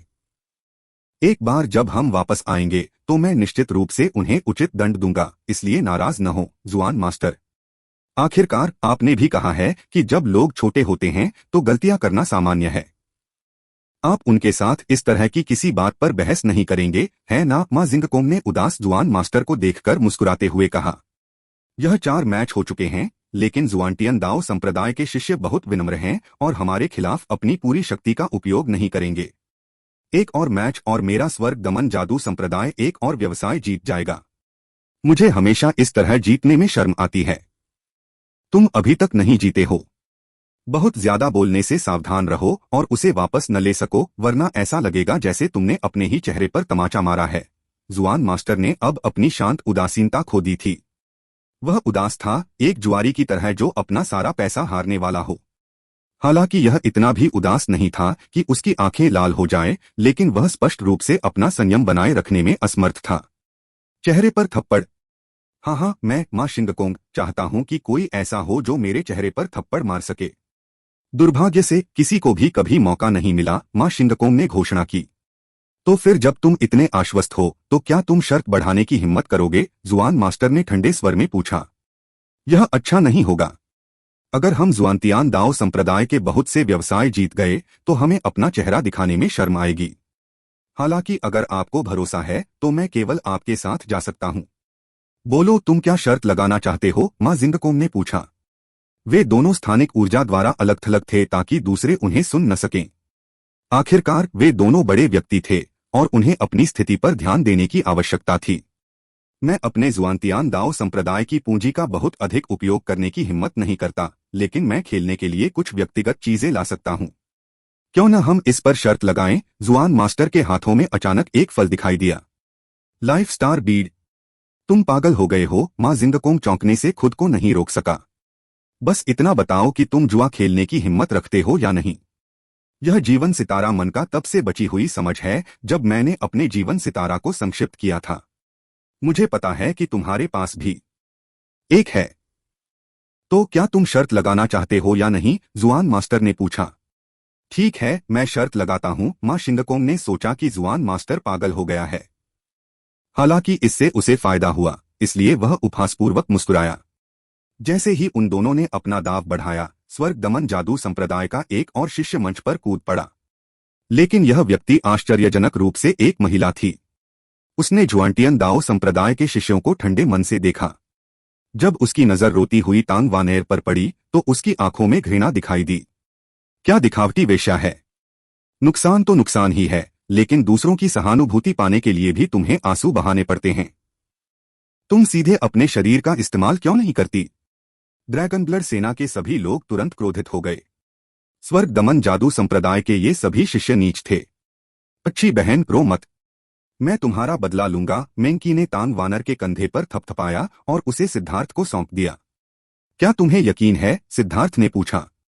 चिंता मत करो, कोई भी बहन वानेर को धमका नहीं सकता। मेंक्यू ने दृढ़ता से सिर हिलाया और मार्शल स्टेज पर उड़ गया। क्या बहन मेंक्यू जीत सकती है? वह 6ठी रैंक की दिव्य है, चिंतित तांग वानेर ने अपने आंसू पोंछते हुए कहा। चिंता मत करो, मेंक्यू बहुत अद्भुत है और तुम्हें रोने की जरूरत नहीं है। कौन है जिसने पहले कभी हार नहीं झेली है? इसके अलावा ऐसा नहीं है कि तुम वास्तव में उस व्यक्ति से कमजोर हो, बल्कि बस इतना है कि वह एक क्रूर व्यक्ति है जो घिनौनी बकवास करने में माहिर है। तुमने वह क्षमता नहीं सीखी होगी, अन्यथा तुम निश्चित रूप से जीत जाते। लेकिन फिर हम सभी को तुमसे बहुत दूर भागना पड़ता। सिद्धार्थ ने सांत्वना देते हुए मुस्कुराया। नापसंद तांग वानेर ने शर्मिंदगी में सिद्धार्थ को हल्के से मारा, लेकिन उसे बेहतर महसूस हुआ और वह अब रोई नहीं। फिर उसने मार्शल स्टेज की ओर देखा। वह महिला 6ठी रैंक की दिव्य महिला थी। हालांकि वह 6ठी रैंक की दिव्य महिला थी, फिर भी उसने बहुत दबाव डाला। जाहिर है मां जिंगकोंग लापरवाह नहीं था। यह जानते हुए भी कि वह निश्चित रूप से जीतेगा, उसने फिर भी जुआंटियन दाओ संप्रदाय को कोई मौका नहीं दिया। उसने सीधे छठी रैंक की दिव्य महिला को भेजा। अब मार्शल स्टेज पर दो महिलाएं खड़ी थीं। स्वर्ग दमन जादू संप्रदाय की महिला को बमुश्किल ही सुंदरता के रूप में गिना जा सकता था, लेकिन मेंग्क्यू के सामने वह बहुत अधिक नीरस लग रही थी। मेंग्क्यू एक परी की तरह थी जो किसी पेंटिंग से निकलकर आई हो। वह किसी ऐसे व्यक्ति की तरह दिव्य आकर्षण से भरी हुई थी जो आम मनुष्यों का खाना नहीं खाती थी। वहां होने मात्र से मार्शल स्टेज में एक विशेष प्रकार की भावना उत्पन्न हुई जिससे लोगों को खुशी महसूस हुई। स्वर्ग दमन जादू संप्रदाय के शिष्यों ने ऐसी सुंदरता कभी नहीं देखी थी। वे सभी अचंभित रह गए। यहां तक कि शंक्वाकार टोपी के नीचे अपना चेहरा छुपाने वाले व्यक्ति ने भी अपना सिर थोड़ा ऊपर उठाया, जिससे उसकी एक जोड़ी काली आंखें दिखाई दीं। हम फूहड़, क्या तुम्हें लगता है कि तुम अपने दुश्मनों को सिर्फ एक सुंदर चेहरे से हरा सकती हो? मेंग्क्यू का प्रतिद्वंद्वी ईर्ष्या से भरा था। मेंग्क्यू ने कोई जवाब नहीं दिया। वह बस इंतजार कर रही थी। और बहुत जल्दी अवरोध और संरचना एक बार फिर सक्रिय हो गई। मर जा रंडी, स्वर्ग दमन जादू संप्रदाय की महिला शिष्या ने तुरंत अपनी छड़ी लहराई। वह हमला करने ही वाली थी कि अचानक आसमान में अंधेरा छा गया। हवा में गर्जना गूंजने लगी। एक ही समय में 6 बड़े जानवर प्रकट हुए और 6 प्रकाश स्तंभ उसकी ओर बढ़े। यह 6 9वीं रैंक के जादुई जानवरों का संयुक्त हमला था और इनमें से प्रत्येक हमला बहुत बड़ा था। लोग केवल प्रकाश की विशाल किरणों को ही देख पा रहे थे जो ठीक उसी जगह पर प्रतिच्छेद कर रही थीं जहां महिला खड़ी थी। तभी प्रकाश की किरणें मार्शल स्टेज के बैरियर पर पड़ी, जिससे वह जोर से हिलने लगा। सभी लोग यह सोचकर कूद पड़े कि शायद बैरियर टूट जाए, लेकिन रोशनी जल्दी ही फीकी पड़ गई। स्वर्ग दमन जादू संप्रदाय की महिला भी उसके साथ गायब हो गई थी। वह मार्शल स्टेज पर कहीं नहीं मिली। अचानक एक छोटा सा जादुई डंडा आसमान से जमीन पर गिरा। यह कोई तेज आवाज नहीं थी, लेकिन लोगों के कानों में यह गड़गड़ाहट की तरह थी। हर कोई मौत की तरह चुप था। मेंग्क्यू मार्शल स्टेज पर खड़ी थी और उसके पीछे 6 विशाल आकृतियां थीं जो सभी को चकित कर रही थीं। 9वीं रैंक जादुई जानवर। वह एक जानवर वश में करने वाली है। स्वर्ग दमन जादू संप्रदाय के शिष्यों को भयभीत होने से नहीं रोका जा सका। यह कैसे संभव था? वह स्पष्ट रूप से केवल फाउंडेशन फोर्जिंग क्षेत्र में थी, इसलिए वह 9वीं रैंक के जादुई जानवरों को कैसे नियंत्रित कर सकती थी? एकमात्र संभावना यह थी कि उसने उन्हें अंडों से पाला था, लेकिन इसके लिए बहुत अधिक समय, प्रयास और संसाधनों की आवश्यकता होगी। अधिक से अधिक एक फाउंडेशन फोर्जिंग बीस्ट टैमर केवल एक 9वीं रैंक के जादुई जानवर को ही अपने पास रख सकता है, और यह काफी चौंकाने वाला होगा। लेकिन मेंग्क्यू ने एक साथ 6 को बुला लिया था, जिससे जुआन मास्टर और मां जिंगकोंग सहित सभी लोग चौंक गए थे। जुआन मास्टर मुस्कुराए, लेकिन मां जिंगकोंग की अभिव्यक्ति बदसूरत थी। वह महिला शिष्या 6ठी रैंक की दिव्य थी। वह तुरंत मर गई थी और उसकी आत्मा भी नहीं बची थी। जाहिर है मेंग्क्यू अब उन सभी लोगों से नफरत करती थी जिनके मुंह कुत्ते की गंदगी से भरे हुए थे। जादुई जानवर के हमलों में से एक में आध्यात्मिक पहलू था जो सीधे उसके प्रतिद्वंद्वी की आत्मा को नष्ट कर देता था। कितनी क्रूर वेश्या है! वह इतनी क्रूर कैसे हो सकती है? यह संकेतों का आदान प्रदान नहीं है, यह जानबूझकर की गई हत्या है। स्वर्ग दमन जादू संप्रदाय के एक शिष्य ने श्राप दिया। तेरी मां को चोद, जब तू मुझे मारना चाहता था तो क्या तूने भी यही किया था? अब जब कोई तेरे साथ ऐसा करता है तो तू उसका अपमान करता है। क्या तेरे दिमाग में सिर्फ गंदगी ही है? खांसी खांसी उन्हें शाप देने वाला फैन सॉन्ग था। हालांकि वह ड्रैगन ब्लड लीजन के साथ सामंजस्य नहीं रखता था, मेंग्क्यू की जीत ने उसे गुस्सा निकालने में मदद की, इसलिए उसने सीधे वापस शाप दिया। उस पर भी इसी तरह से हमला किया गया था।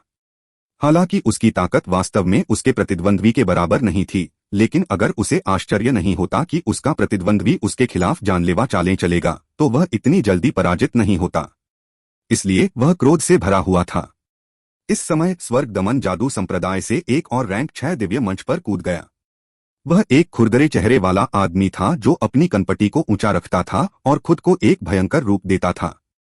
वह इंसान से ज्यादा जानवर जैसा लगता था। क्या जानवर को काबू करने वाला इतना अद्भुत है? साली, मैं तुझे संभाल लूंगा, उसने मेंग्क्यू को घूर कर देखा। गो रैन, तुम समझती हो? सिद्धार्थ गो रैन की ओर मुड़ा। हाँ, मैं समझ गया। निश्चित रूप से गो रैन खुश हुआ और तुरंत मार्शल स्टेज पर उड़ गया। यह देखकर जुआंटियन दाओ संप्रदाय के लोग चौंककर चिल्ला उठे। गो रैन की आभा बहुत कमजोर थी, इतनी कमजोर कि यह अपमानजनक थी। यह रैंक 4 सेलेस्टियल की आभा जितनी भी मजबूत नहीं थी। अपना नाम बताओ। पूरे देश में छा जाने के बाद यह वीर और बुद्धिमान मार्शल भगवान अब अनाम लोगों को नहीं मारता। गो रैन ने अपने प्रतिद्वंद्वी को अहंकार से देखा। उसका सिर उठा हुआ था और थोड़ा पीछे झुका हुआ था क्योंकि वह अपनी नाक से उसे देख रहा था।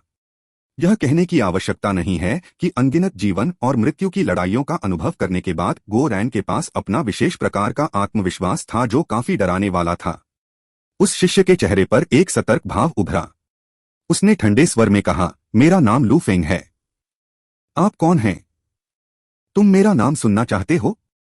हाँ हाँ हाँ, अच्छा, बहुत अच्छा। नौजवान, तुम बुरे नहीं हो, इसलिए अपनी पैंट कस लो। गो रैन ने अपना सिर उठाया और बोलने से पहले हंसा। मैं अपनी पैंट क्यों कसूंगा? क्योंकि मुझे डर है कि मेरा नाम सुनते ही तुम डर जाओगे। मैं मार्शल स्टेज को गंदा नहीं करना चाहता, गो रैन ने अहंकार से कहा। क्या बकवास है, अगर तुम देवता या शैतान भी होते तो भी मुझे नहीं डरा पाते। तुम्हारी डींगे मारने का कोई फायदा नहीं है। ठीक है, तो स्थिर खड़े रहो। मेरा नाम गो रैन है। तुम्हारी हिम्मत मेरे साथ खेलने की। शिष्य की आंखें ठंडी हो गईं। उसे आखिरकार समझ आ गया कि गो रैन बस उसके साथ खेल रहा था।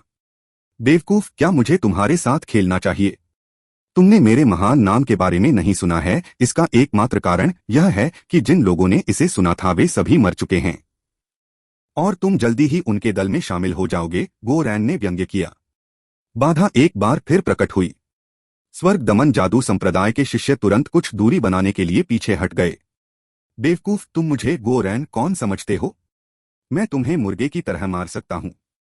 तुम्हें मुझ पर विश्वास नहीं है। ठीक है, तो आगे बढ़ो और अपनी सबसे मजबूत चाल का उपयोग करो। मैं इसे एक यादृच्छिक झटके से तोड़ दूंगा। गो रैन ने अपने हाथों को अपनी पीठ के पीछे बांध लिया। उसका प्रतिद्वंद्वी इस बात से क्रोधित हो गया कि उसे नीचा दिखाया जा रहा है और उसने अपनी लाठी लहराई। हवा में अनगिनत रून दिखाई देने लगे। स्वर्ग और पृथ्वी की आत्मा, मेरी पुकार पर ध्यान दो। संक्षेपण करो। उस व्यक्ति ने मंत्रोच्चार करना शुरू कर दिया, लेकिन ठीक उसी समय गो रैन के सामने एक विशाल क्रॉसबो प्रकट हुआ जो सीधे उसके प्रतिद्वंद्वी पर निशाना साध रहा था। स्वर्ग दमन जादू संप्रदाय के शिष्य गो रैन के अहंकार से पूरी तरह से क्रोधित हो गए। उन्होंने कभी किसी को इस हद तक अहंकारी होते नहीं देखा या सुना था। इसलिए उन्होंने सीधे अपने सबसे मजबूत हमले का इस्तेमाल किया। उसके चारों ओर 6 रून प्रकट हुए और उसने अपने स्पिरिट ब्लड को भी सक्रिय कर दिया। उसके कर्मचारियों ने उसके चारों ओर जगह को गड़गड़ाहट से भर दिया और एक शक्तिशाली दबाव बढ़ने लगा। यह स्पष्ट रूप से एक बहुत ही भयानक जादुई कला थी। लेकिन जैसे ही वह मंत्रोच्चार कर रहा था, गो रैन के सामने एक विशाल क्रॉसबो प्रकट हुआ जो अभी भी अपने हाथों को अपनी पीठ के पीछे बांधे खड़ा था और अपनी ठोड़ी से उसकी ओर इशारा कर रहा था। विशाल क्रॉसबो अभी प्रकट ही हुआ था कि उसमें से रक्त के रंग की रोशनी निकली। वे दोनों 1 मील से भी कम दूरी पर थे और यह लाल प्रकाश तुरंत स्वर्ग दमन जादू संप्रदाय के शिष्य तक पहुंच गया। टकराना। वह तुरंत भड़क गया। इसके अलावा लाल बत्ती उसके पीछे बैरियर पर लगातार टकरा रही थी। एक भयंकर विस्फोट ने बाधा को हिला दिया और विशाल लहरें दिखाई दीं। यह हमला वास्तव में मेनक्यू के 6 नौवें रैंक के जादुई जानवरों के संयुक्त हमले से भी अधिक शक्तिशाली था। भाड़ में जाओ। अगर मुझे पता होता कि यह इतना आसान होगा तो मैं अपने 9 यांग ब्लड मार्क एक्सप्लोडिंग एरो में से एक को बर्बाद नहीं करता। धिक्कार है, क्या बर्बादी है? गो रैन का मुंह फड़क उठा। यह एक खजाना था जिसे उसने अभी अभी गढ़ा था और उसे सिर्फ एक बनाने में 10 दिन और रात लगे थे। इस तीर के ऊपर 700 से ज्यादा रून थे जो एक दूसरे का समर्थन करते थे और इसे अपार शक्ति देते थे। इससे पहले उसके विस्फोटक तीर नरकीय शैतान रसातल में 9वीं रैंक के शैतान जानवरों को मारने में असमर्थ थे, जिसके कारण उसे एक नए विस्फोटक तीर पर काम करना पड़ा जो और भी ज्यादा शक्तिशाली था। यह 9 यांग रक्त चिन्ह विस्फोटक तीर पोजिंग के लिए उसका वर्तमान दिव्य हथियार था। कौन सोच सकता था कि यह बेवकूफ वास्तव में उस पर विश्वास करेगा और तुरंत अपनी सारी सुरक्षा व्यवस्था छोड़कर अपनी सबसे मजबूत चाल चलने लगेगा। ऐसी हालत में तो एक साधारण विस्फोटक तीर भी उसे मार सकता था। नीच। मां शिंगकुंग आखिरकार इसे और सहन नहीं कर सका। वह खड़ा हुआ और दहाड़ने लगा, अपना सारा संयम खो बैठा। वह 6ठी श्रेणी का सेलेस्टियल था जो उनके भविष्य के स्तंभों में से एक था। उसे ऐसे ही मार दिया गया। तीर के विस्फोट से उसकी आत्मा भी नष्ट हो गई थी। घृणित! कितना हास्यास्पद! आपके स्वर्ग दमन जादू संप्रदाय के शिष्यों ने दूसरों को भड़काने के लिए बार बार ऐसी बकवास की। क्या ऐसा हो सकता है कि केवल आपको ही ऐसे दुर्भावनापूर्ण तरीकों का उपयोग करने की अनुमति है, लेकिन अन्य लोग पलटवार नहीं कर सकते? आप वास्तव में एक मूर्ख हैं, सिद्धार्थ ने पलटवार किया। सिद्धार्थ, असभ्य मत बनो। तुम किसी सीनियर से इस तरह बात नहीं करते। जुआन मास्टर ने उसे डांटा, लेकिन उसके लहजे में जरा सी भी फटकार नहीं थी। हर कोई बता सकता था कि जुआन मास्टर यह सिर्फ औपचारिकता के तौर पर कह रहा था। जादू गुरु, आपके अनमोल शिष्यों ने पहले जीतने के लिए सभी तरह के हथकंडे अपनाए थे। मेरे दाओ संप्रदाय के शिष्यों ने उनसे कुछ बुरी आदतें सीखी हैं। क्या आप इसलिए इतने नाराज हैं क्योंकि मेरे शिष्यों ने आपके शिष्यों की क्षमताएं चुरा ली हैं? जुआन मास्टर मुस्कुराए। मां जिंगकोंग की अभिव्यक्ति तुरंत एक भयावह बिंदु पर गिर गई। 2 रैंक 6 सेलेस्टियल मारे गए थे। अब वह आखिरकार बेचैन होने लगा था। इसके अलावा पहले जो हुआ था उसके बारे में सोचते हुए उसे एक जाल की गंध आ रही थी, लेकिन वह कुछ नहीं कर सकता था। एक बार जब वह यह जुआ जीत भी जाता तो 2 रैंक 6 सेलेस्टियल्स को खोने के बाद भी वह शायद हार जाता। मां जिंगकोंग की आंखों में एक निर्मम चमक प्रकट हुई और उन्होंने अपने शिष्यों को एक आध्यात्मिक संदेश भेजा। हर कोई मौत की तरह चुप था, यहां तक कि जुआनटियन दाओ संप्रदाय के शिष्य भी स्तब्ध थे। वे खुशी मनाना भी भूल गए क्योंकि यह बहुत चौंकाने वाला था। 2 रैंक 6 सेलेस्टियल मारे गए थे। इसके अलावा वे दोनों एक ही बार में मारे गए थे। सबसे चौंकाने वाला तो गुओ रान होगा। वह स्पष्ट रूप से अविश्वसनीय रूप से कमजोर था, लेकिन फिर भी वह ऐसे स्वर्गीय प्रतिभाशाली व्यक्ति को तुरंत मारने में कामयाब रहा। इसने शक्ति के बारे में उनकी समझ को पूरी तरह से खत्म कर दिया। मैंने तुमसे कहा था कि जो लोग मेरा महान नाम सुनते हैं वे मर जाते हैं। अब क्या तुम मेरी बात पर विश्वास करते हो? गुओ रान ने असहाय भाव से अपना सिर हिलाया। उसने अपना क्रॉसबो दूर रखा और मंच से कूद गया। उसके चेहरे पर जरा सी भी खुशी नहीं थी। इसके बजाय वह शिखर पर खड़े किसी व्यक्ति की तरह अकेला असहाय लग रहा था, जिसे कोई ऐसा व्यक्ति नहीं मिल रहा था जो उसकी रुचि जगा सके। स्वर्ग दमन जादू संप्रदाय के सभी शिष्य क्रोधित थे। उसने स्पष्ट रूप से जीतने के लिए एक घृणित गुप्त हमला किया था, लेकिन अपने प्रतिद्वंद्वी के मरने के बाद भी उसने ऐसा अभिनय किया। यह बहुत आगे बढ़ गया था। हालांकि गुओ रान को लगा कि यह बेकार है, लेकिन इसने वांछित प्रभाव प्राप्त किया था। अगर वह किसी चीज को दोष देना चाहता था तो उसे अपने प्रतिद्वंद्वी को गलत आंकने के लिए खुद को दोषी ठहराना चाहिए। वह उसे मारने के लिए कम कीमत का उपयोग कर सकता था और फिर उसका पोज और भी प्रभावी हो जाता। इससे गुओ रान उदास हो गया। यह ऐसी चीज थी जिसकी भरपाई के लिए उसे कड़ी मेहनत करनी होगी। जैसा कि कहावत है, अभ्यास से सिद्धि मिलती है। अधिक अनुभव प्राप्त करने के लिए उसे अधिक बार दिखावा करने की आवश्यकता होगी। माफ करना बॉस, मेरी वजह से आपकी बदनामी हुई है। यह हमला निश्चित रूप से दोषपूर्ण था, लेकिन मैं अगली बार इसे सुधारने के लिए कड़ी मेहनत करूंगा। मैं निश्चित रूप से इस छोटे भाई पर आपकी ईमानदारी से की गई उम्मीदों पर खरा उतरूंगा। गुओ रान ने सिद्धार्थ के सामने पहुंचते ही चिल्लाया। सिद्धार्थ को बस यही उम्मीद थी कि वह दिखावा करना बंद कर दे और सही चीजों पर ध्यान दे। इस सब बकवास का क्या मतलब था? ओह ठीक है, तुम जितना हो सके उतना आगे बढ़ते रहो। मैं तुम्हारे प्रति अनुकूल दृष्टि रखता हूं। हालांकि सिद्धार्थ असहाय महसूस कर रहा था, लेकिन वह अपने भाई को इस तरह से नीचे नहीं गिरा सकता था, इसलिए उसने उसे कुछ प्रोत्साहन दिया। ड्रैगन ब्लड योद्धा सभी गुओ रैन की पोजिंग कला से परिचित थे, लेकिन अन्य नहीं। यहां तक कि ड्रैगन मार्क योद्धा भी थोड़े स्तब्ध थे। जुआनटियन दाओ संप्रदाय के शिष्य पूरी तरह से हैरान थे।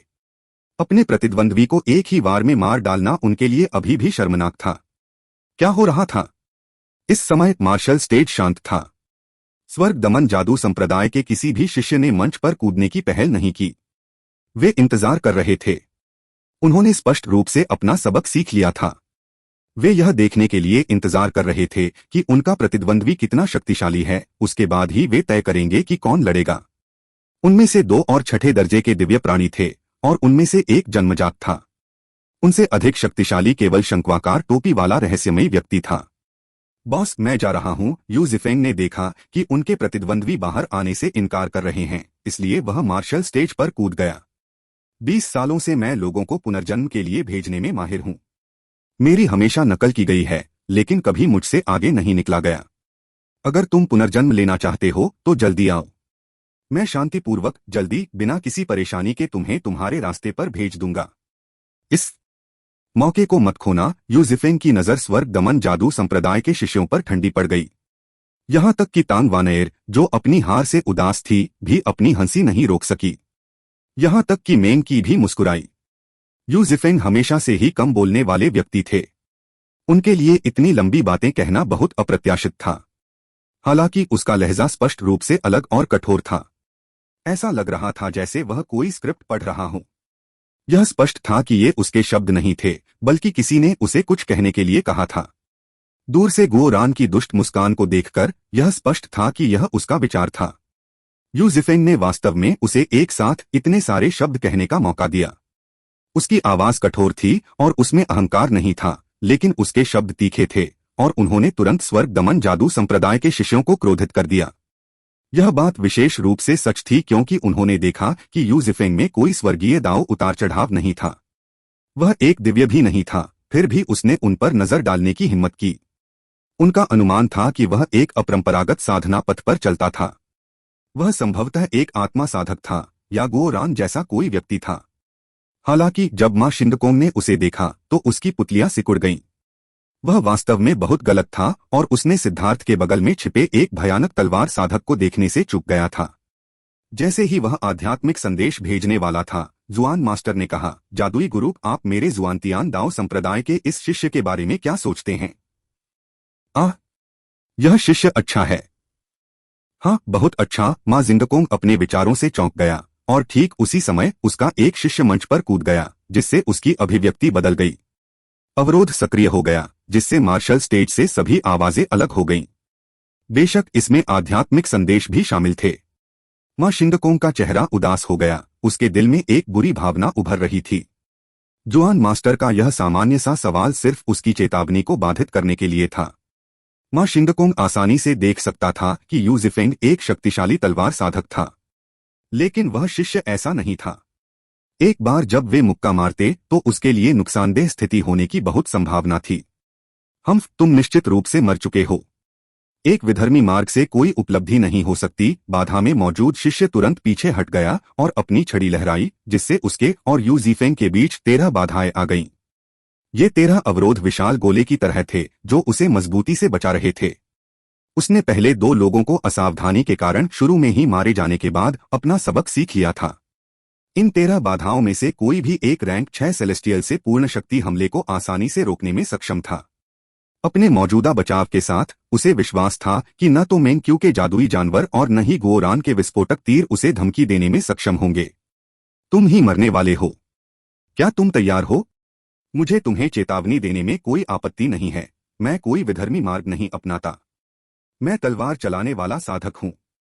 यूजिफेंग का दाहिना हाथ धीरे धीरे उसकी पीठ पर रखी तलवार की ओर बढ़ा। उसकी हरकतें अजीब लग रही थीं। कभी कभी ऐसा लगता था कि वह रुक रुक कर चल रहा था, लेकिन कभी कभी ऐसा लगता था कि वह लगातार चल रहा था। फिर कभी कभी ऐसा लगता था कि तलवार की ओर बढ़ते समय उसकी हर हरकत दोहराई जा रही थी। अब मां शिंगकोंग की अभिव्यक्ति वास्तव में बदल गई। यहां तक कि जुआन मास्टर की आंखें भी सिकुड़ गईं। जिस तरह से यूजिफेंग ने अपनी तलवार के लिए हाथ बढ़ाया था, उसने दांव की भावना प्राप्त कर ली थी। यह ऐसा क्षेत्र नहीं था जिसे फाउंडेशन फोर्जिंग के एक नौसिखिए को छूना चाहिए था। जैसे ही यूजिफेंग ने अपनी तलवार थामी, दुनिया सुस्त हो गई। हर कोई उसकी हरकतों को देख रहा था, मानो उसकी हरकतें दांव के किसी गहन सत्य का प्रतिनिधित्व कर रही हों, मानो उसकी हरकतें स्वर्ग और पृथ्वी का एक अविभाज्य टुकड़ा हो। लेकिन जब उसने अपनी तलवार निकाली तो वह बिल्कुल अलग थी। वह बहुत तेज थी, बहुत तेज। उन्होंने सिर्फ हवा में चमकती बिजली की एक चमक देखी। पूरी दुनिया 2 टुकड़ों में कटी हुई लग रही थी, क्योंकि तलवार की रोशनी निर्दयता से स्वर्ग दमन जादू संप्रदाय के शिष्य की ओर बढ़ रही थी। शिष्य को बहुत दुख हुआ क्योंकि उसके दिल में मौत की भावना भर गई थी। उसने लगभग सहज रूप से अपने आत्मा के खून की शक्ति को बाहर निकाला ताकि उसने जो 13 ढालें बुलाई थीं उन्हें मजबूत किया जा सके। तलवार की रोशनी चमक उठी, दुनिया की सारी आवाजें चली गईं। ढालें अभी भी वहीं थीं और स्वर्ग दमनकारी जादू संप्रदाय का शिष्य भी वहीं था। मैंने इसे ब्लॉक कर दिया है। वह बहुत खुश था। वह अतुलनीय रूप से भयानक हमला वास्तव में रोक दिया गया था। यूजिफेंग ने उसकी तरफ देखा तक नहीं, उसने अपनी तलवार म्यान में रखी और चला गया। क्या हो रहा है? क्या वह हार मान रहा है? स्वर्ग दमन जादू संप्रदाय के शिष्य अचंभित थे। धमाका! अचानक मंच पर शिष्य ने जो ढालें संघनित की थीं, वे फट गईं और उसके माथे पर रक्त की लकीरें उभरने लगीं। यह खून उसकी नाक, थोड़ी और गर्दन तक फैल गया। यह खून की एक सीधी रेखा थी। शिष्य ने अपना चेहरा छूने के लिए हाथ बढ़ाया, लेकिन जैसे ही उसने अपना चेहरा छुआ, वह टूटने लगा। वह दो टुकड़ों में बदल गया, जो धीरे धीरे जमीन पर गिरे। एक पारदर्शी आकृति बाहर निकली जो उसकी आत्मा थी, लेकिन फिर वह भी फट गई। मार्शल स्टेज के बैरियर ने महसूस किया कि उनमें से एक की मृत्यु हो गई है और स्वचालित रूप से बंद हो गया। ठीक इसी समय यू जीफेंग मंच के किनारे पर पहुंच गया। उसने छलांग लगा दी, जैसे कि सब कुछ उसके द्वारा सही समय पर किया गया हो। वह वहां बहुत देर से नहीं पहुंचा, नहीं उसे बाधा के हटने का इंतजार करना पड़ा। एक और छठी रैंक के सेलेस्टियल को मार दिया गया था, और इस बार इसमें कोई चाल नहीं थी। सभी ने स्पष्ट रूप से देखा था कि यह यू जीफेंग की शक्ति थी जिसने उसे उस शिष्य की सुरक्षा को तोड़ने की अनुमति दी थी। बिल्कुल हद पार कर दी। मां शिंगकोंग के बाल खड़े हो गए और उसने जुआन मास्टर को घूर कर देखा। मैं स्पष्टीकरण चाहता हूं, जुआन मास्टर ने हल्के से मुस्कुराते हुए कहा। इसमें समझाने की कोई बात नहीं है। क्या हम पहले ही इस बात पर सहमत नहीं थे कि जीवन और मृत्यु स्वर्ग पर निर्भर हैं? क्या तुम पहले ही भूल गए हो? ठीक है, ठीक है, जीवन और मृत्यु तो स्वर्ग में है। देखते हैं कि तुम कितने समय तक इतने शांत रह सकते हो, मां जिंगकोंग ने कहा। अंतिम रैंक 6 सेलेस्टियल मंच पर कूद गया। वह एकमात्र जन्मजात रैंक 6 सेलेस्टियल था। जैसे ही वह वहां पहुंचा, उसकी रक्त क्यूई फूट पड़ी और उसके पीछे एक विशाल आकृति प्रकट हुई। वह 30 मीटर लंबा विशालकाय जानवर था जो रून से बना था। उस विशालकाय जानवर ने इतनी भयंकर दहाड़ लगाई कि अखाड़ा हिल गया। जुआनटियन दाओ संप्रदाय के मूर्खों, आओ और अपनी मौत का सामना करो। शिष्य की दहाड़ हत्या के इरादे से भरी थी। स्वर्ग दमन जादू संप्रदाय के सभी शिष्य क्रोधित हो गए। उसने अचानक सिद्धार्थ की ओर इशारा किया। तुम्हें सिद्धार्थ कहा जाता है न? यहां आओ और मर जाओ। तुम्हारे पास योग्यता नहीं है। वाइल्ड, अब तुम्हारी बारी है। सिद्धार्थ ने पीछे मुड़कर देखा। वाइल्ड, उठो, अब तुम्हारी बारी है। गुयांग ने वाइल्ड को जोर से धक्का दिया। वह अभी अपनी सीट पर सो रहा था। तभी वाइल्ड हड़बड़ाते हुए खड़ा हुआ और आगे चलने लगा। गलत दिशा। स्टेज वहां है। गुयांग ने जल्दी से अपनी दिशा सही की। वह अवाक रह गया।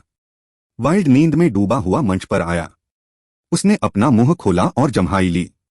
अपने प्रतिद्वंद्वी की ओर देखते हुए उसने कहा, भाई लॉन्ग चाहता है कि मैं तुम्हें हरा दूं। तुम्हें हार स्वीकार कर लेनी चाहिए, या फिर मुझे तुम्हें मारने के लिए दोषी नहीं ठहराना चाहिए। भाड़ में जाओ। स्वर्ग दमन जादू संप्रदाय के शिष्य ने दहाड़ते हुए अपनी छड़ी लहराई। उसके पीछे खड़ा दानव आगे बढ़ा और वाइल्ड पर मुक्का मारा। वाइल्ड अभी भी होश में नहीं था। उसका सिर अभी भी सुस्त था और इसलिए उसे सीधे टक्कर लगी और वह बैरियर से जा टकराया। इस हमले की ताकत बहुत ज्यादा थी और पूरा मार्शल स्टेज कांप उठा। लेकिन जब वाइल्ड रेंकर ऊपर आया तो उसे कोई चोट नहीं लगी, जिससे सभी हैरान रह गए। उसका भौतिक शरीर कितना भयानक था। मरो। उसके प्रतिद्वंद्वी ने एक बार फिर अपनी छड़ी लहराई और अधिक विशालकाय आकृतियां प्रकट हुईं। सभी वाइल्ड पर हमला कर रही थीं। ये दिग्गज विभिन्न रूनों से बने थे। वे अविश्वसनीय रूप से शक्तिशाली थे और उनके हर एक कदम से मार्शल स्टेज हिल जाता था। कुल 18 दिग्गज थे। उनमें से प्रत्येक के माथे पर रक्त के रंग का रून था। जब वे चलते थे तो वे स्वचालित रूप से दुनिया से ऊर्जा अवशोषित करते थे। यह ठीक उसी तरह था जैसे कि सेलेस्टियल स्वर्ग और पृथ्वी के साथ विलय कर सकते थे, जिससे उन्हें ऊर्जा की निरंतर आपूर्ति मिलती थी। इस तरह उन्हें शिष्य के आध्यात्मिक युवान को लेने की जरूरत नहीं थी। तुम ही मरोगे। अचानक वाइल्ड दहाड़ उठा। शायद उस हमले ने उसे पूरी तरह से जगा दिया था और उसने सीधे बर्बर रक्तकांस्य शरीर को बुलाया और अपने विशाल क्लब को बाहर निकाल दिया। सभी को यह देखकर आश्चर्य हुआ कि यदि कोई विशालकाय प्राणी इस नुकीली छड़ी को छूता तो वह उसके संपर्क में आते ही फट जाता। वाइल्ड की शक्ति के सामने वे दिग्गज शक्तिहीन थे। उसका प्रतिद्वंद्वी पूरी तरह से चौंक गया और उसने जल्दी से अपनी छड़ी लहराई, कुछ स्मृति चिन्ह जपते हुए। प्रकाश की अनगिनत उड़ती तलवारें हवा में संघनित हो रही थीं। बाधा के पार भी सभी को इन उड़ती तलवारों से एक भयानक दबाव महसूस हुआ। यह एक जन्मजात छठी श्रेणी के सेलेस्टियल का एक भयानक हमला था। उनकी जादुई कलाओं को स्वर्गीय दाओस की स्वीकृति आसानी से मिल जाती थी और न केवल वे तेज थे बल्कि उनकी शक्ति भी कई गुना अधिक थी। इनमें से हर एक उड़ती तलवार में 5वीं रैंक के सेलेस्टियल को मारने की शक्ति थी। अब उनमें से 10,000 से ज्यादा थे और वे सभी वाइल्ड की ओर गोली चला रहे थे। यहां तक कि ड्रैगन ब्लड योद्धाओं को भी पसीना आने लगा। वाइल्ड का नुकीला डंडा चमकने लगा और उसने आकाश को हिला देने वाली गर्जना के साथ उसे जमीन पर पटक दिया। धमाका! पूरी तरह से क्षतिग्रस्त नहीं हुए मार्शल स्टेज में वाइल्ड ने आखिरकार 3 मीटर का छेद कर दिया। अनगिनत टुकड़े बाहर निकले और एक शक्तिशाली क्यूई तरंग ने उड़ती तलवारों पर प्रहार किया। उड़ती हुई तलवारें एक के बाद एक फटने लगीं। वाइल्ड के क्लब के इस झटके ने उसके प्रतिद्वंद्वी के भयानक हमले को पूरी तरह से नष्ट कर दिया। कमीने, मेरा क्लब चखो!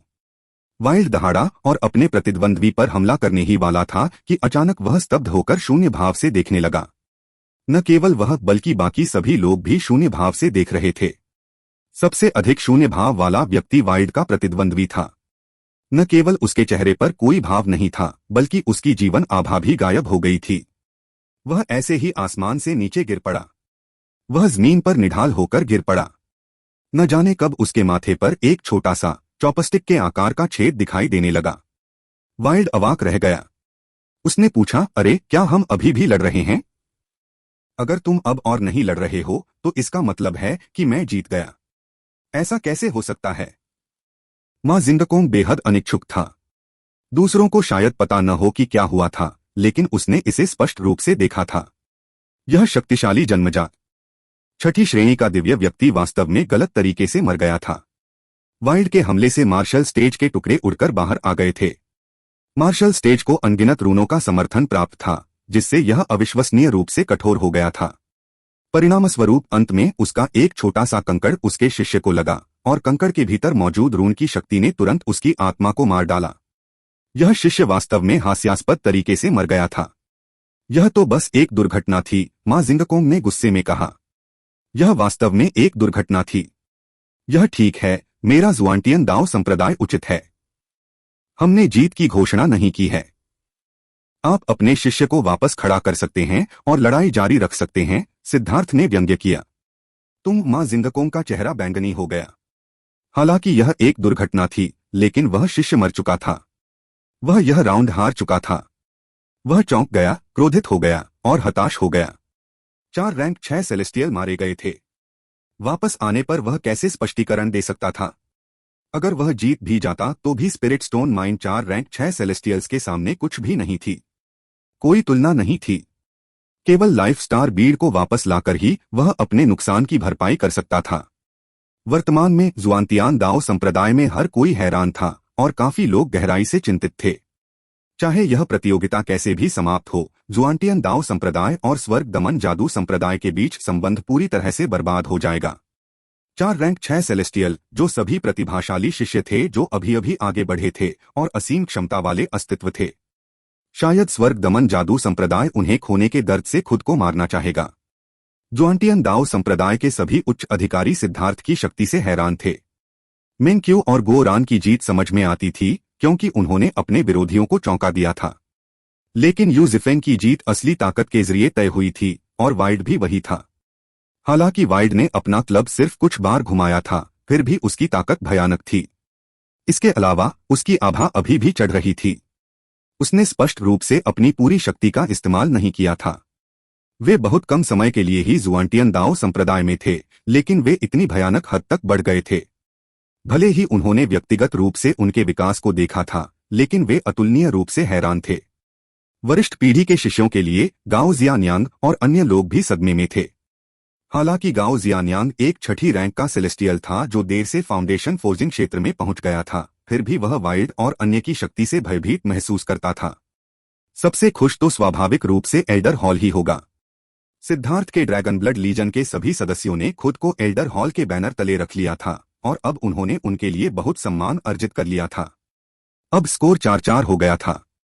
अब सिर्फ एक राउंड और बचा था और इसका विजेता ही ओवरऑल विजेता होगा। पूरी तरह से नुकसानदेह स्थिति से बाहर निकलकर वे इस बिंदु तक पहुंच गए थे। यह उनकी अधिकांश अपेक्षाओं से बिल्कुल अलग था।